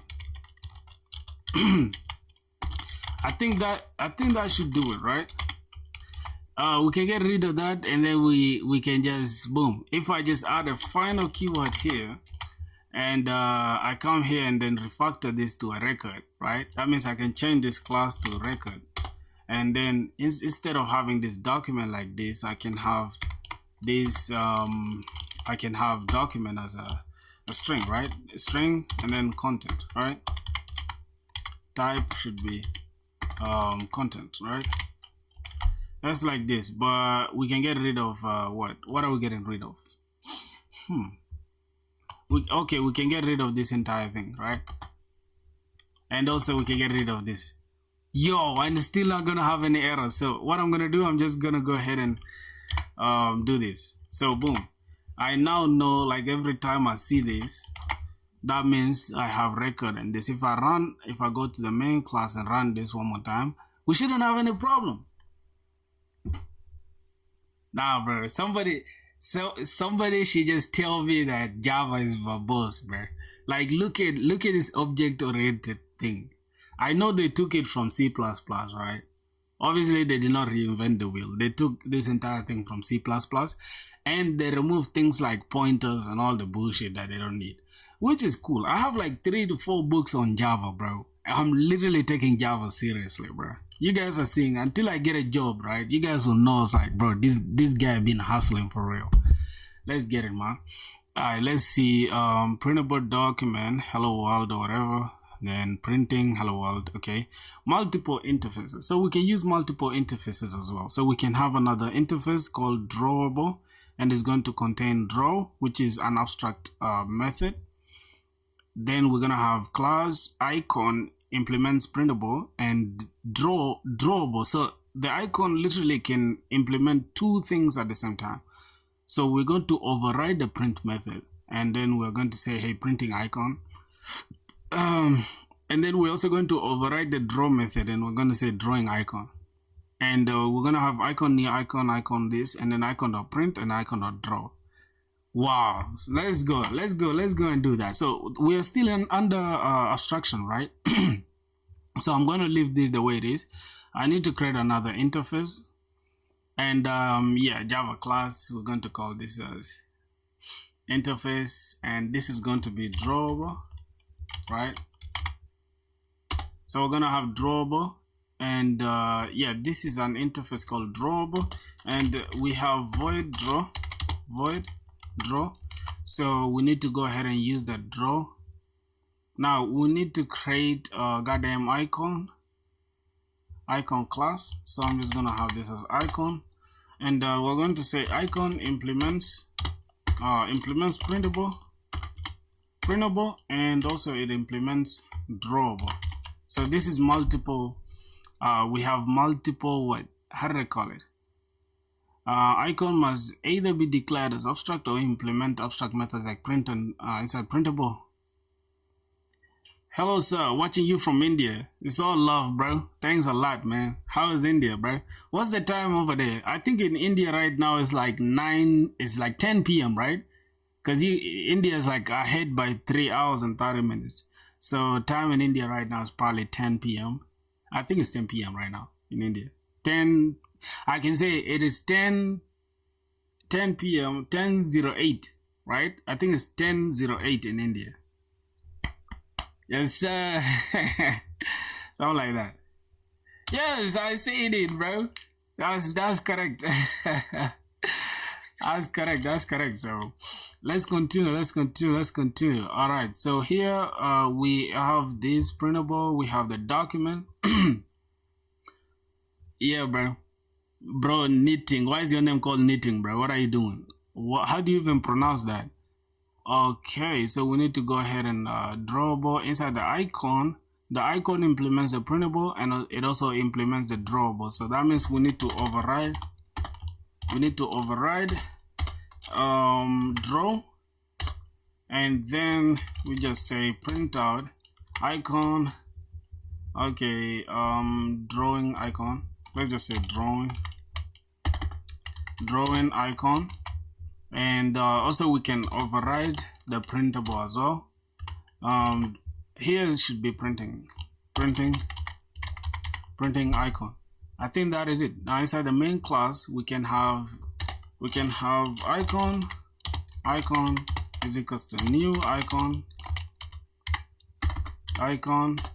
and as you can see we have let's see.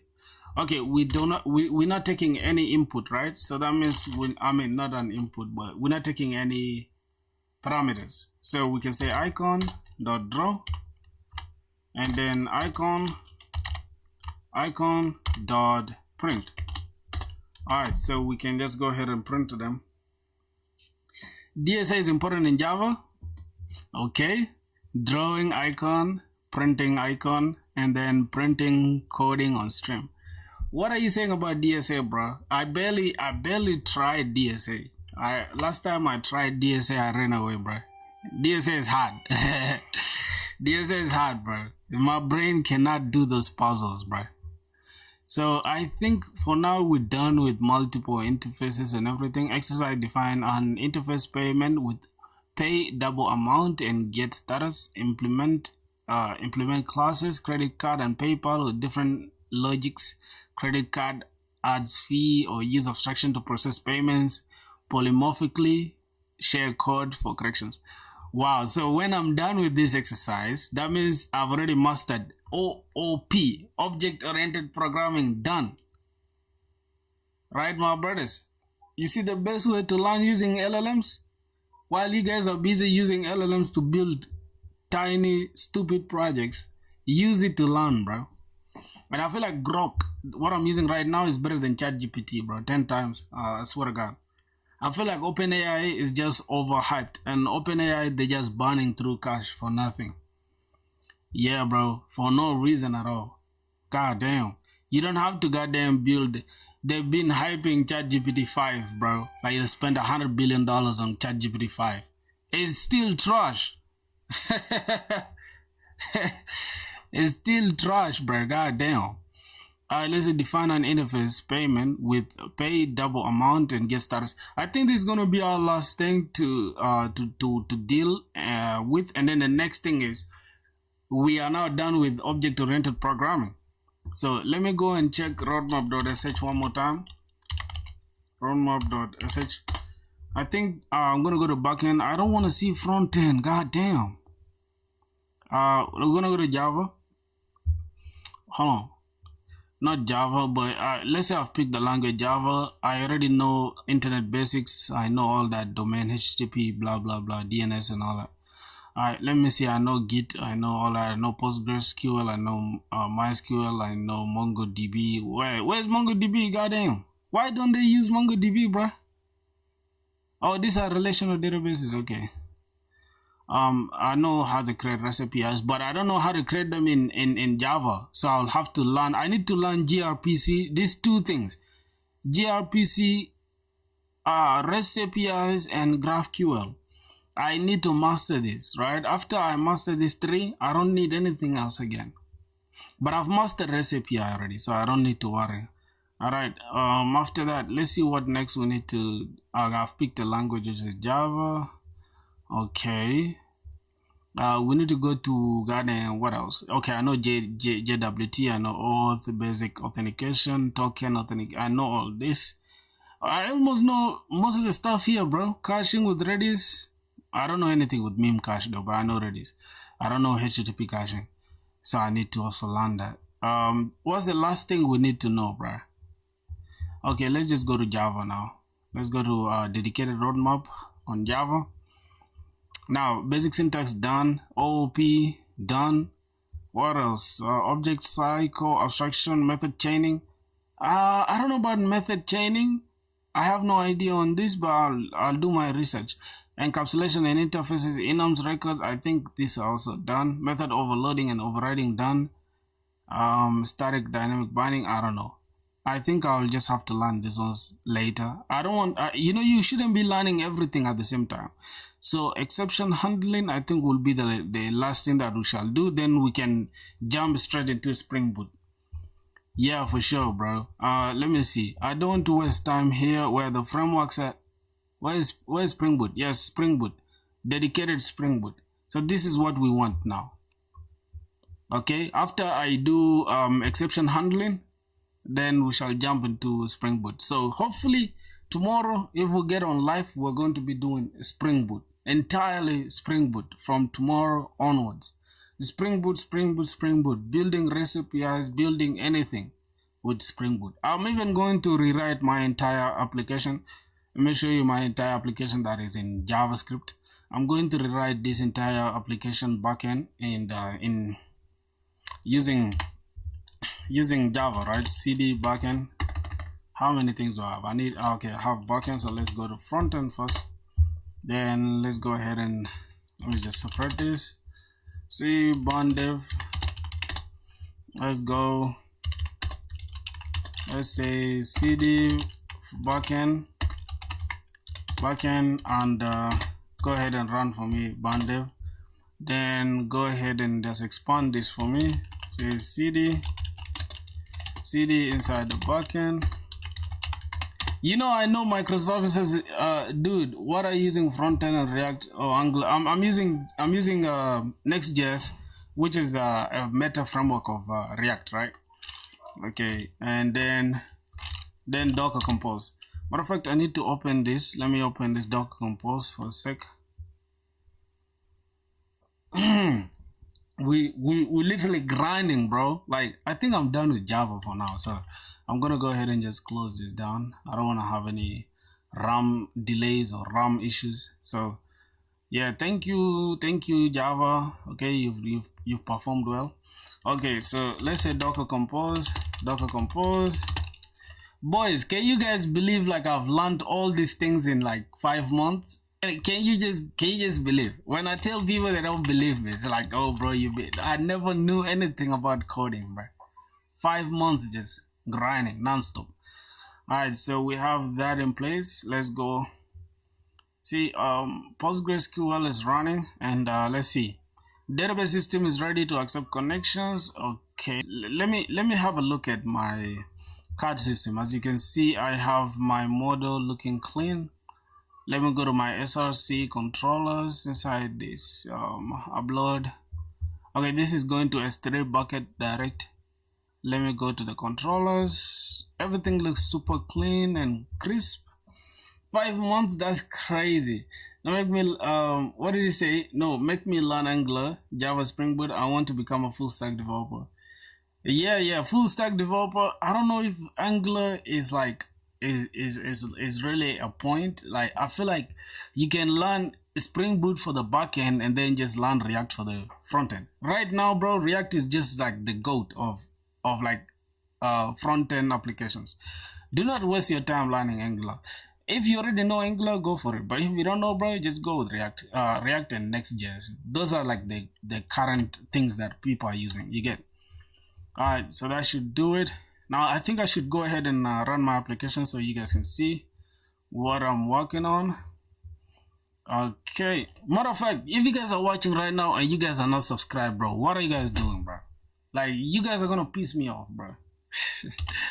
Okay, let's go. Filthy store. I'm just gonna say localhost 3000. Okay, let's visit localhost 3000. God damn. Okay, cool. Let me first go to my GitHub. Boys, y'all should look at my GitHub, bro. If you guys on a Filthy service, let's go. Yeah, you guys got a sub, bro. You get. What are you guys doing? See, I already have a SpringBoot here. I literally have a SpringBoot already in under my belt. I'm going to start. It's already there, so I'm going to learn it regardless. Yeah, Go and Kubernetes. I know these two. Docker and Kubernetes, AWS, and yeah, I don't know why I even have this, but I feel like companies recruiters or whatever, they want you to add HTML and CSS. Although it looks cringe, bro. I feel like starting from here, going down is so cringe. But if you have TypeScript, you have Next.js, you have Node, Bourne, Express, you have Java, Spring Boot, Go. I doubt if you need Golang, but if you want as well to learn like concurrency or maybe low-level language that doesn't sound like C, okay, then you can go ahead and do this. How do I learn React in 5 months? Bro, I learned React in 1 month. I learned React in less than a month, bro. I think React took me like JavaScript took me close to 3 months, bro. I was having a hard time understanding JavaScript. You get. But I feel like React took me less than a month, maybe 2 weeks or 3 weeks, something like that, of consistently grinding every single day. Yeah, so that's the thing. Let me show you my application, what it's all about. So I'm using BetterAuth for authentication. And by the way, there's something interesting with BetterAuth, boys. If you guys want to use an open source authentication service, you guys use BetterAuth. And if you've been using NextAuth has been acquired or is now maintained by BetterAuth. I don't know if they acquired it, but as you can see, Auth.js or NextAuth is now part of BetterAuth. I'm not able to learn React. I'm a noob. What are you doing with your life, bro? What are you doing with your life? Let me tell you, all of you guys who are giving excuses, you guys have at least 5 hours in a day when you doing nothing.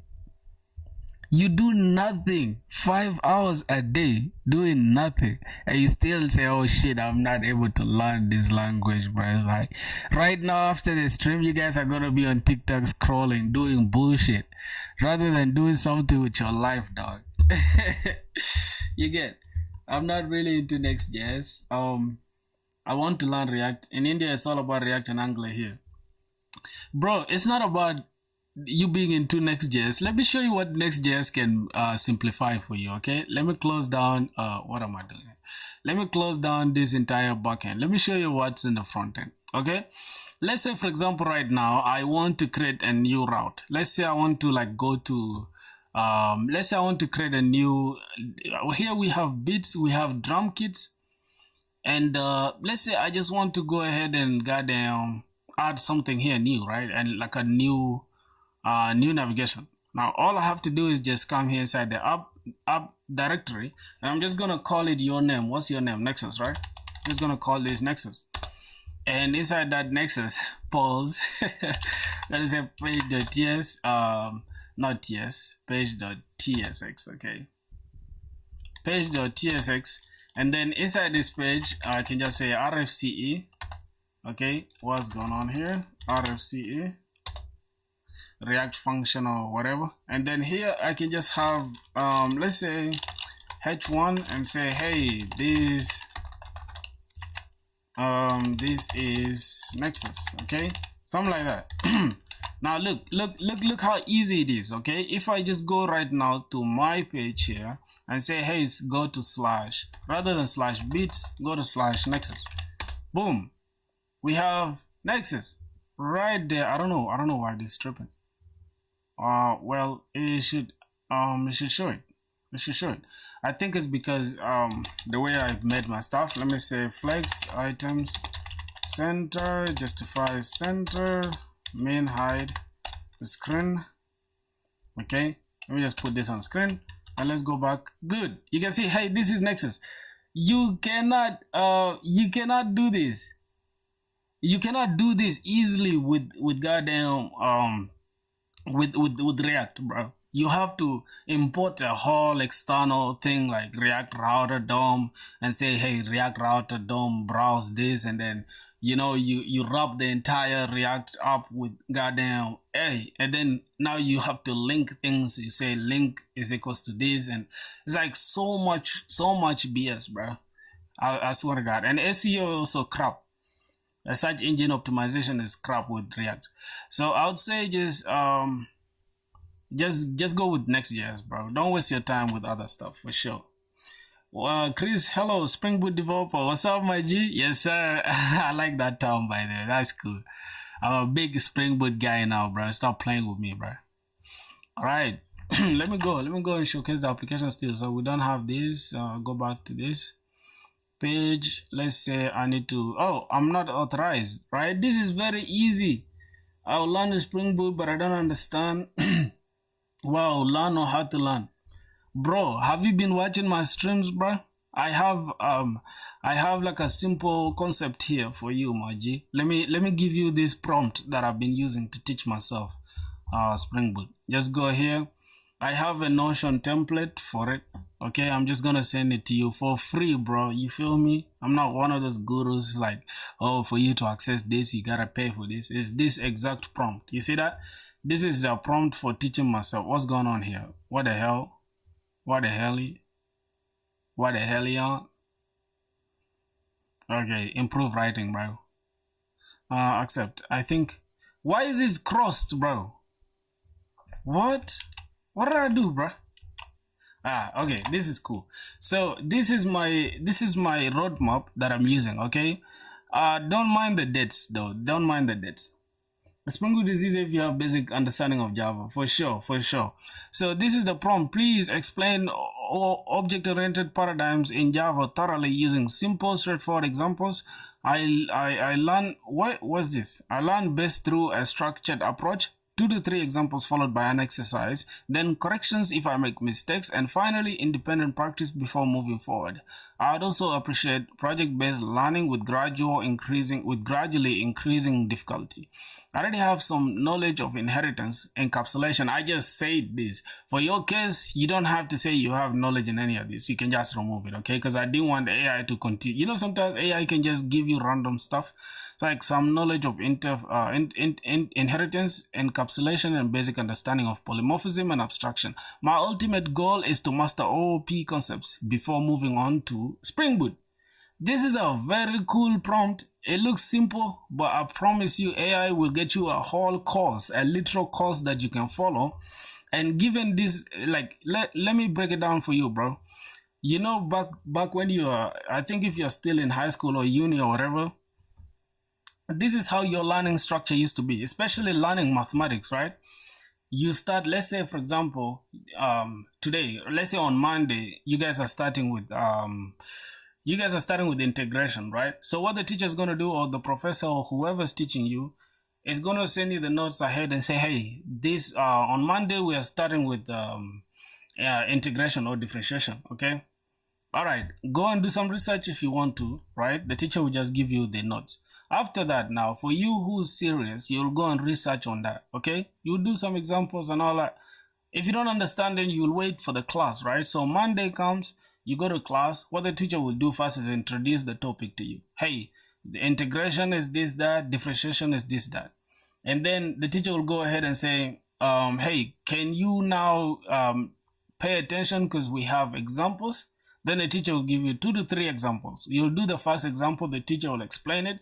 Again, the second example, the teacher will explain it. The third example, the teacher will explain it. Then you'll do an exercise, right? After doing that exercise now, you'll do it on your own and then give it to the teacher to mark it. And if you fail, then you do corrections, and then the teacher will again give you the same exercise. Try it again. After you pass, then the complexity will increase just like that. Before you know it, you already understand the entire topic.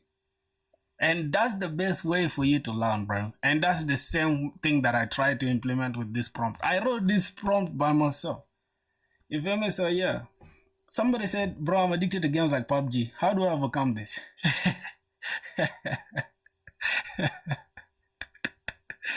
Oh my god, bro. Let me first spray. Let me spray this place. Hold on.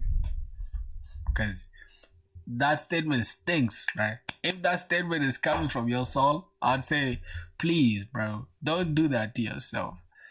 I feel like gaming shouldn't. Let me be honest with you, bro.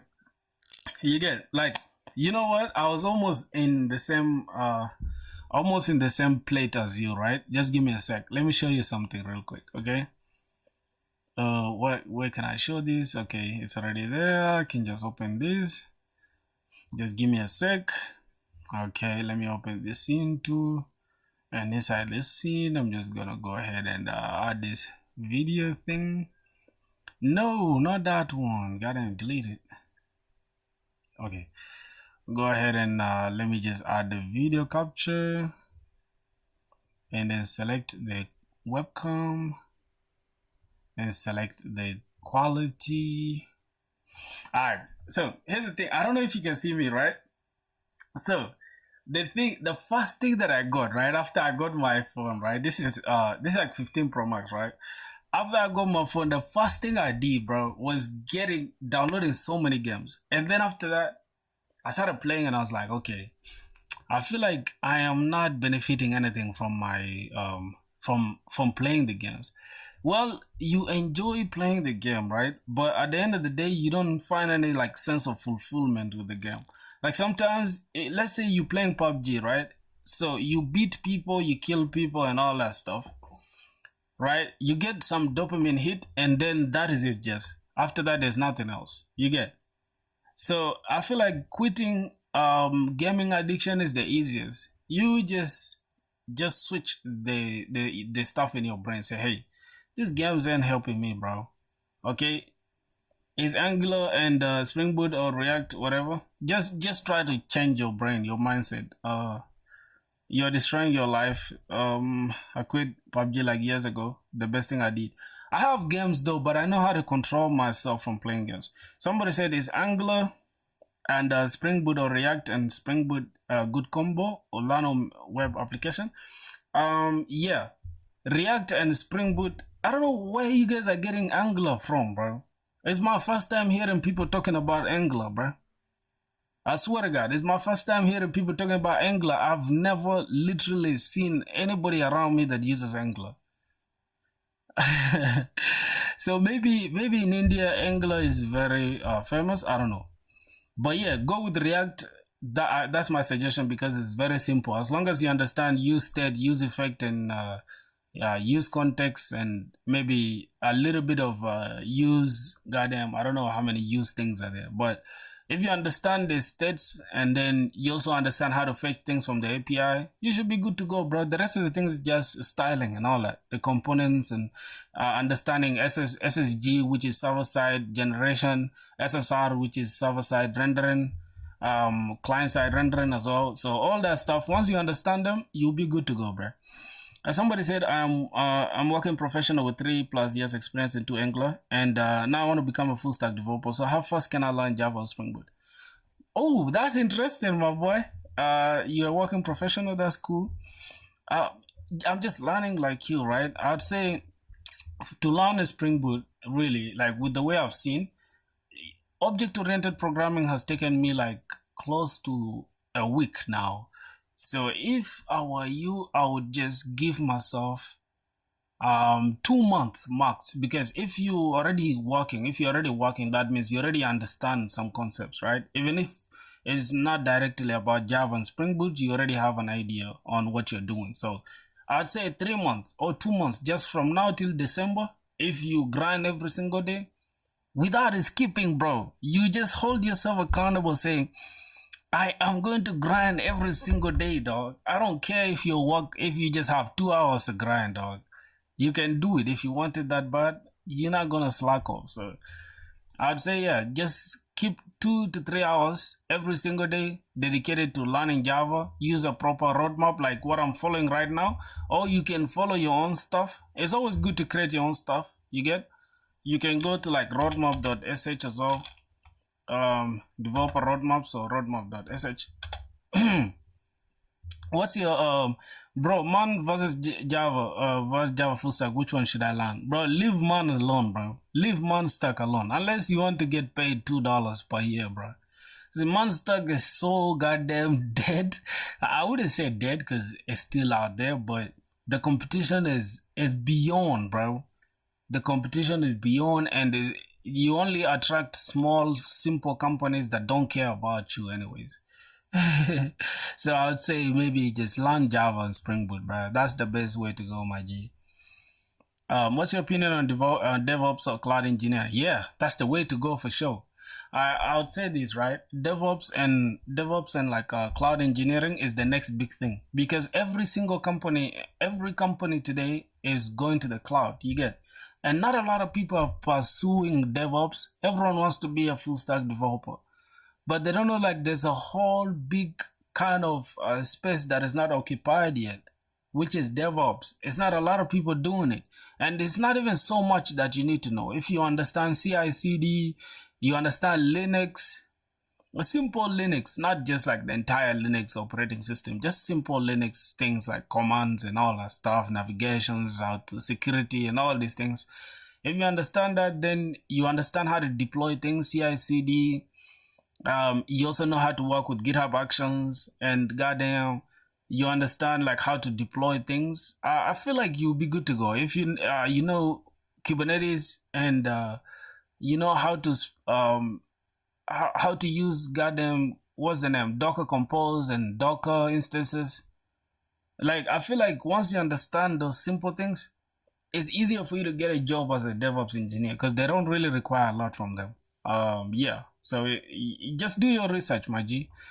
Do your research and see. But I feel like, yeah, it's possible for you to find your way out.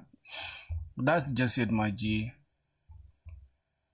Bro, should I use AI tools for building projects? No, don't, bro. Don't. Never. And that's the thing, bro. It's like, I don't know, man. When I hear AI, I just get irritated, bro. I can't lie to you. When I just hear AI, I get irritated. It's like AI makes you stupid, bro. That's the thing.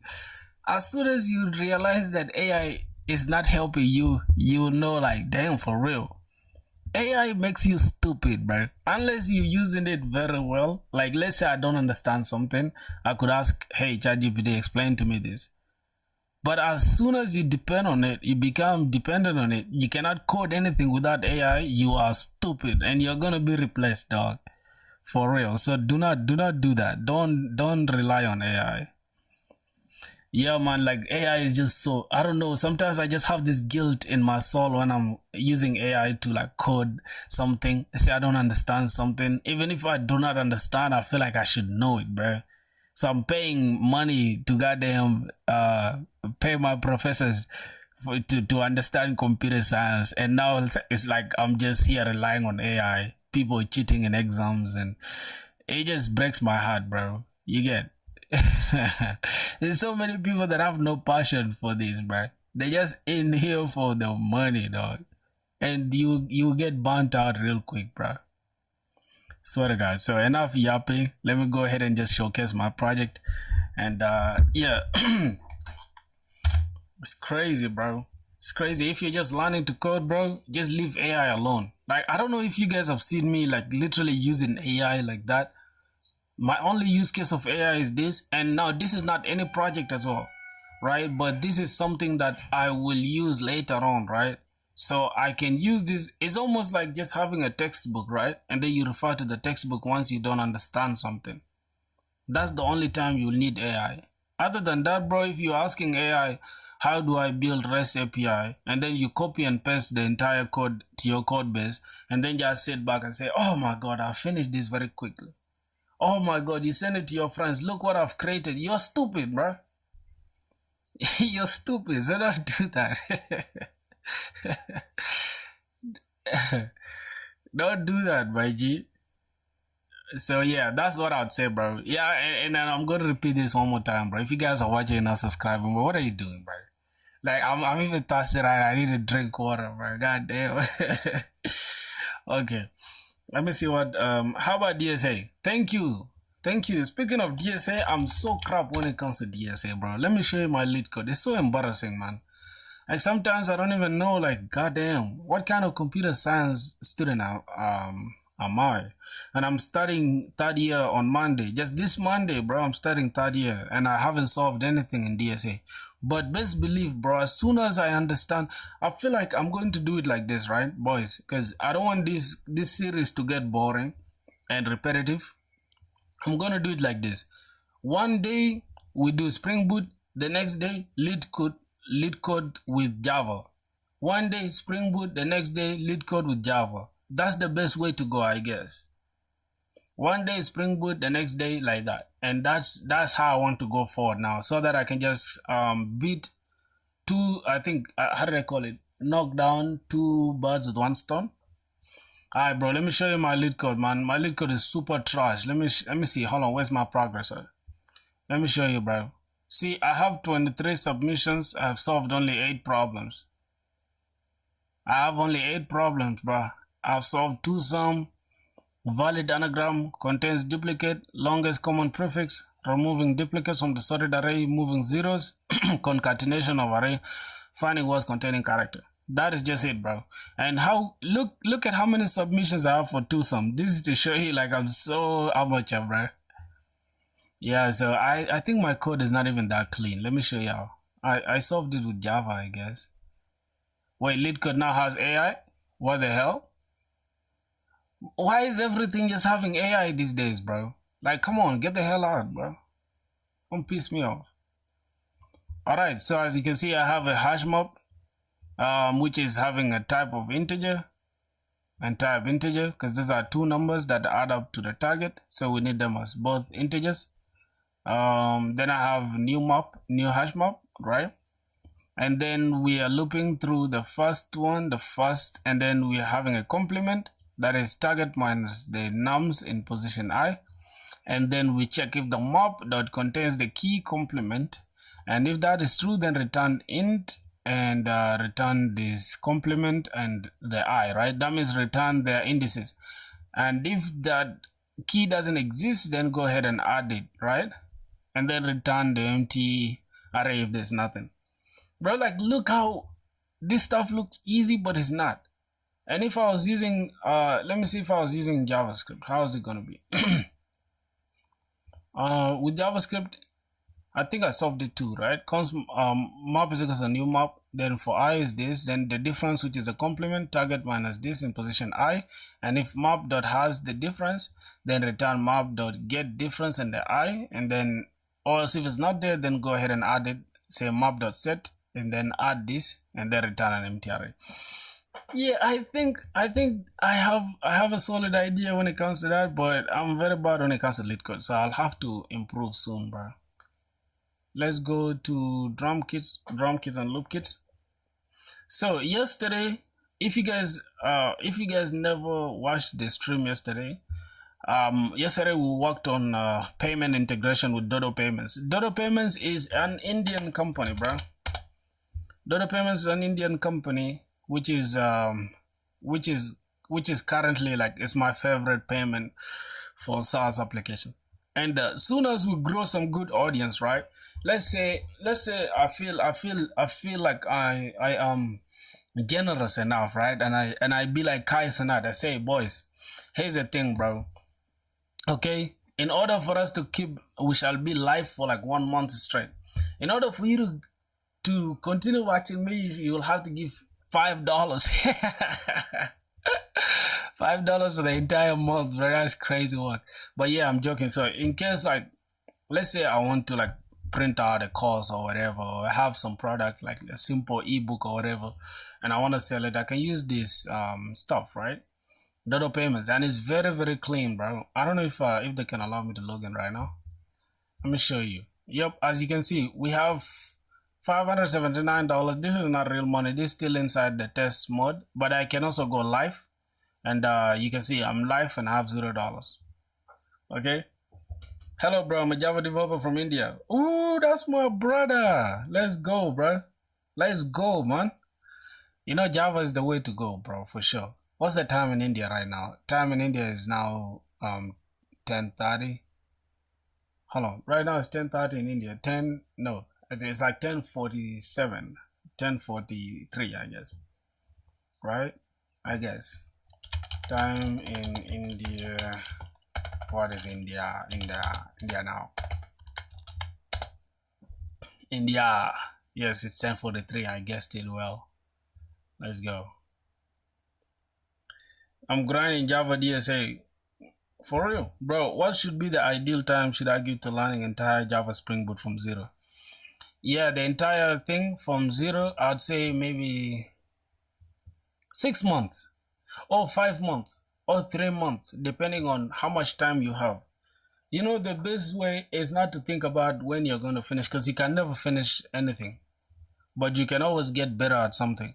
So learn to get better, not to finish something. So I'd say give yourself a month or two to be solid enough to at least write code by yourself without having to depend on any LLM. And then from there, on the 3rd month, you pick a simple project and start working on it. Say you want to make a simple e-commerce project, start working on the e-commerce project there and then, right? As soon as you're done with that, then you can go ahead and start applying for jobs, I guess, and try your luck in the market. You get? That's gonna be it, bro. Yesterday we did the payment thing and error in the checkout. Why do we have that? Why do we have error in the checkout page? Oh God. What am I missing, bro? Why do we have errors? Oh my God. Bandev.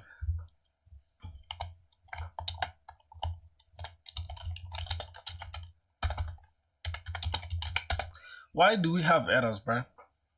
Yeah, for sure, my G. That is gonna be it, I guess, man. That's gonna be it, I guess.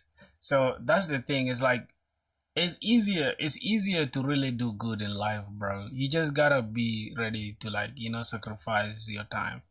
It's like if you're broke, right? You have time, bro. As long as you're broke, that means you have time, bro. Because if you're broke, you shouldn't be comfortable just laying on your bed and scrolling on media, bro. Like, you should be annoyed, bro. Say like, damn, why am I broke, bro? Why am I broke, bro? Like, be annoyed, dog, and do something about it. For sure. Like, if you grind right now, 3 years from now, you'll appreciate yourself and look back and say, damn, bro, I wish I took my life seriously. But guess what? If you start taking it serious, you know, stop clubbing, going to random parties, bro. People don't even care about you. That's the funniest part. It's like all these partying things, people don't care about you, dog, like that. Like, for real. Just ask yourself, bro, right? If you die today, bro, it's only your parents that will cry, bro. Other than that, nobody cares, dog. It's like, you just a number to this world, bro. It's so sad, man. It's a sad reality, dog, for sure. Like, the world don't give a damn, bro. It's an evil world we live in. Yeah, so if you're broke, man, everything should annoy you, bro. I swear to God. The only time you should smile is if you make money, dog. Like, you know, I feel sad right now laughing like this because I'm broke too. You feel me?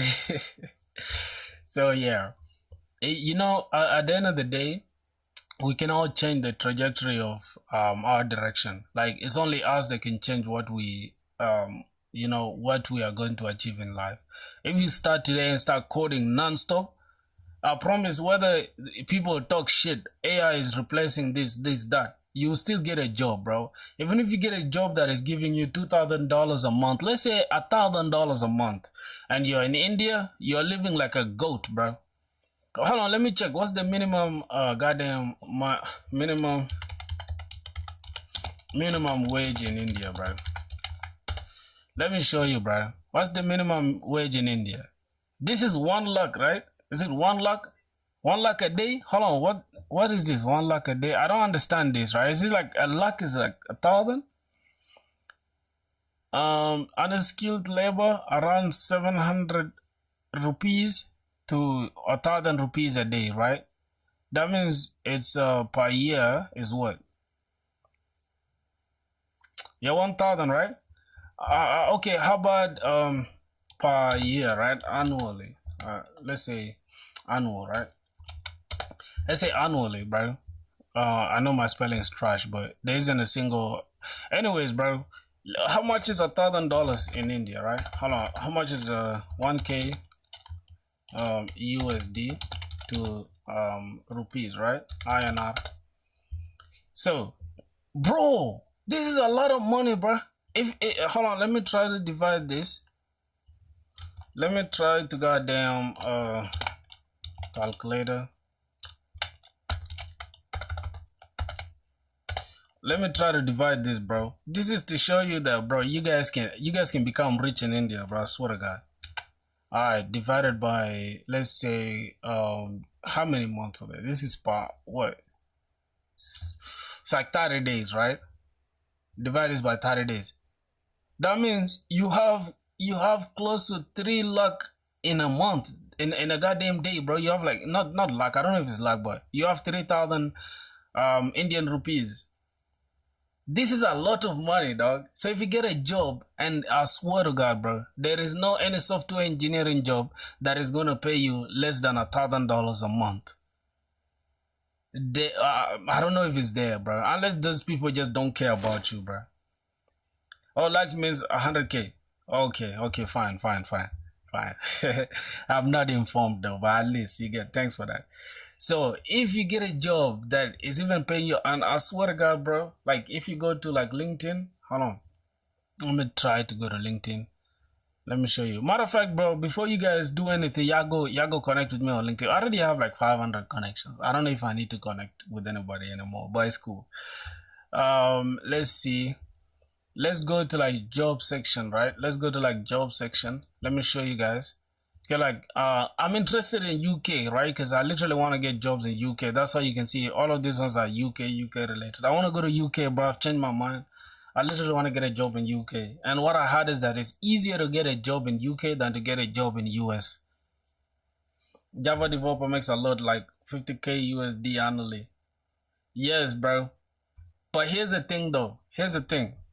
If you're earning that much in India, right? I guess your taxes will be a lot too. So it's not really a big win. But at the same time, it's also a great win because you will be above average. You understand? Imagine, bro, you don't have a child, you don't have nothing, and you're earning that much. That's a lot of money, bro.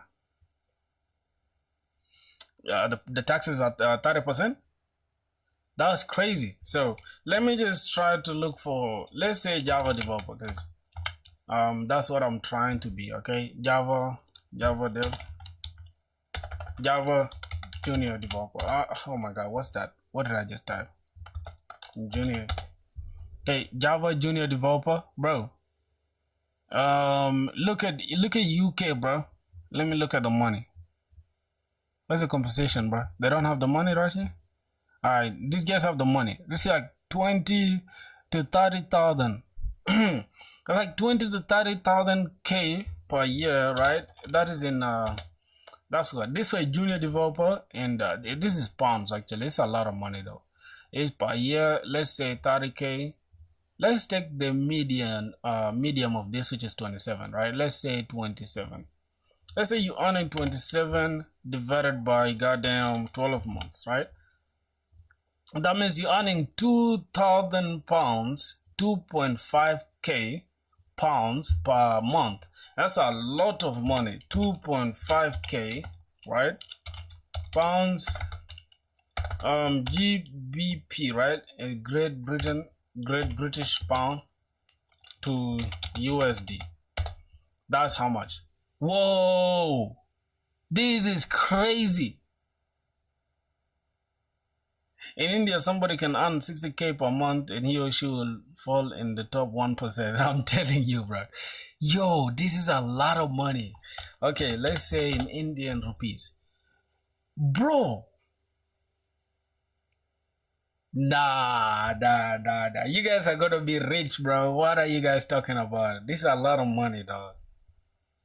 Oh my God, bro. This is a lot, man. So yeah, that goes to show you that you can change your life if you want to, bro. But if you want to sit down and just goddamn play PUBG, bro, play PUBG with your random friends that don't even care about you. Those friends are, if anything, they're gonna snitch on you, and that's it. Your friends don't care, dog.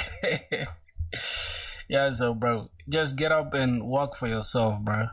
Nobody's gonna save you but yourself. Unless your father is, who's the richest person in India? Hold on. Look at the richest.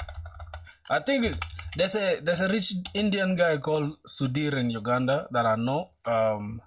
Not personally, but I hear about him. Richest Indian. Let me see. So who's the richest Indian, bro? Mukesh Ambani family. Who are these people? They own the Reliance, or what was that? Reliance Industries. Then there's Gautam Adani and family. Why is it always and family, bro? These people want to be like the Qataris. Then there's Roshini Nadar Malhotra and family. Rudini Nadar Malhotra and family. Why is it always family, bro? These are the richest people there. There's Cyrus S. Polonwala, Punawala, and family. So these are the four richest families in India, right? Let me just pick this one dude. Let me look him up on IG for matter of fact. Let me see. Unless you are a child of this person, then I promise you don't have to sit down and just hold on, let me look at this. Let me look at Mukesh or whatever. Mukesh, who's this? Mukesh Ambani. Yo, this is the dude. I saw his wedding. Rihanna attended, I think, a birthday or something, or wedding. This dude looks funny, bro. This guy, how you be too rich and you are a chef like this? How you fat like this, bro? You rich, bro? That shit don't make sense, right? You should be in shape, bro, because when you got big stomach like this, it don't make sense. But he's rich though. Who am I to criticize the rich? Yeah, so I saw that Rihanna attended his wedding or his child's wedding, something like that. Yeah, I just saw his pictures, but I don't know his name though. So that's cool. This is a billionaire, I guess, bro. What's his net worth, right? This dude is rich as hell. Hold on. What's his name? Mukesh or whatever. Indian. What's his net worth? Net worth. All right. Let's see. Yo, what?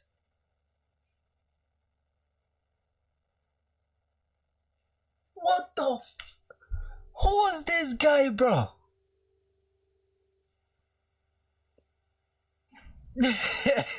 Oh fuck! This is a rich dude, dog. I'm not gonna lie. Yo, this.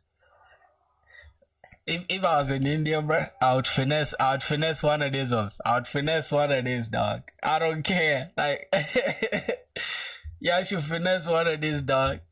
You get what I'm saying? You guys should finesse one of these ones, dog. Yeah. Next thing you're gonna be a millionaire out of the blue, bro. You gotta get out of the trenches. His name is Mutabai. Okay. Yeah, bro, no problem, my G. I like to watch this guy's content. I'm gonna watch it after the stream. So that's just gonna be it. I don't know, all in or nothing. Okay, I like to watch these kind of things as well. Yeah, bro, but damn, bro, I'm done. I'm done reviewing Indian stuff, right? You guys are funny as hell. Just like the minimum wage is 1,000, bro, and they got somebody with 100 billion goddamn dollars as a net worth. How is that fair, bro? How is that fair, bro? God damn. This world is not balanced, bro. Somebody can have 100 billion and you can barely eat, bro. I think all of you guys in the chat here, I think you guys did eat breakfast, right? Oh my god, bro. Yo, boys, you guys in the chat, bro. Tell me who ate breakfast here among you guys. You guys look stuffed, bro. You guys look hungry. You guys are malnourished, dog. That's funny as hell, man. Anyways, that's gonna be it, bro. We had a lot of fun today. I'm not gonna lie, bro. It's 2 hours and 30 minutes almost. Had a lot of fun, bro. I think I'll have to go, bro, because I have to go to the coffee store and continue grinding. You feel what I'm saying?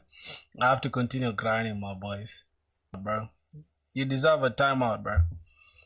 Bro, what is Docker and containerization? What do we do with this in our project? All right, let me show you real quick before I sign off. Okay, so what do you use Docker for? You use Docker for everything, bro. You know what's funny? Every single application that you use today runs on Docker, literally. So if you've been unless wait, how old are you, bro? Unless you are 10 years old, right? But if you're like 2000 and above, you understand like the stress of having to goddamn, like those days when you want to install a certain application, it can run on your computer and not run on another person's computer. And that's the problem that Docker solves. Okay, Docker solves that issue of, hey, it runs on my computer, but if you send it to somebody else, the application doesn't run. So what Docker does is that Docker is running on Linux, right?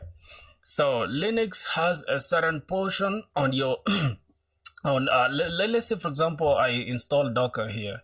So what happens is that Linux will take my native application, right? Like let's say I'm using Mac OS operating system. Linux will act as if it is operating on Mac OS, right? But everything that is bundled inside my application, right, that is bundled using Docker or Docker image or whatever, it just takes everything that was on the other person's computer and it just bundles it, and then it works exactly as if your computer is another person's computer. So simple as that. It's called containerization. It's almost like right now, let's say I want to ship this box, right? So I want to ship this box from Amazon. You get this is like my Wi-Fi whatever, right? It's for the internet. So it it runs let's say this thing works in US and then somebody wants to send it to me, okay? But if I just take it anyhow without getting like the specific, like the exact specifications, it will not run here in Africa. So that person will have to send everything, including the cables, the whatever, the wires and everything that I need to run the application. Then they'll bundle them all inside this little container. Then I can just come and just plug and play. Then it runs. That's the only problem that Docker solves. So I think that should give you an overview, but it's not as simple as it sounds though. You understand? You can do research on what is Docker and why do you need it. Feel me? And how do you learn it? Yeah, so that is it, my boys, and thank you guys for watching so much, man. I'm just gonna I'm gonna say this, bro. If you haven't subscribed, I don't know what you guys are doing. Like literally, bro. How are you watching me without subscribing? Are you guys high, bro? Anyways, go ahead and subscribe, like, do whatever y'all want to do, leave a comment, do anything, okay? After that, you can join the Discord if you want to. And I'm going to goddamn leave my Instagram, bro. You guys gotta follow me on Instagram. Goddamn. Y'all gotta follow me on Instagram before I go. You gotta follow me on Instagram, bro. I'm not playing, bro. This is by force, bro. Follow on Instagram. The name is Prog Filthy, which is Programmer Filthy. Okay, follow me on Instagram. Follow me on IG, my boys. I don't want to lock the preview. Okay, go to Instagram right now, bro. Right now, go to love from India. Aditya, what's that name? Aditya Hari Kumar. Alright, man. Thank you so much, bro. Love from Africa, love from Rwanda, all that shit. So yeah, jump on this IG. Yeah, go follow me straight. I have another IG that I don't use because it was hacked, bro. Let me see. Prod by Filthy. Yeah, this is my account. It was hacked, bro. I think I had one video that did great. I had like a video that did 90K for my music production because I'm a music producer too, bro. Multi-talented brother. See, this is me doing music, bro. I think I have somewhere I'm playing the piano, bro. Your brother is multi-talented. Stop playing with me. This is me right here, bro.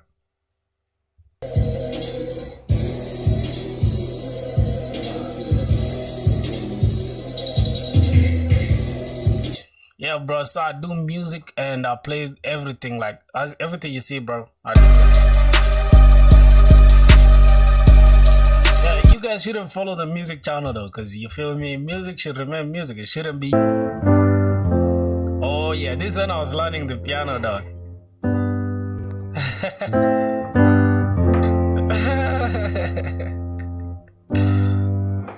Yes, so I'm gonna record that in. Yes, sir. So that is it for the music production.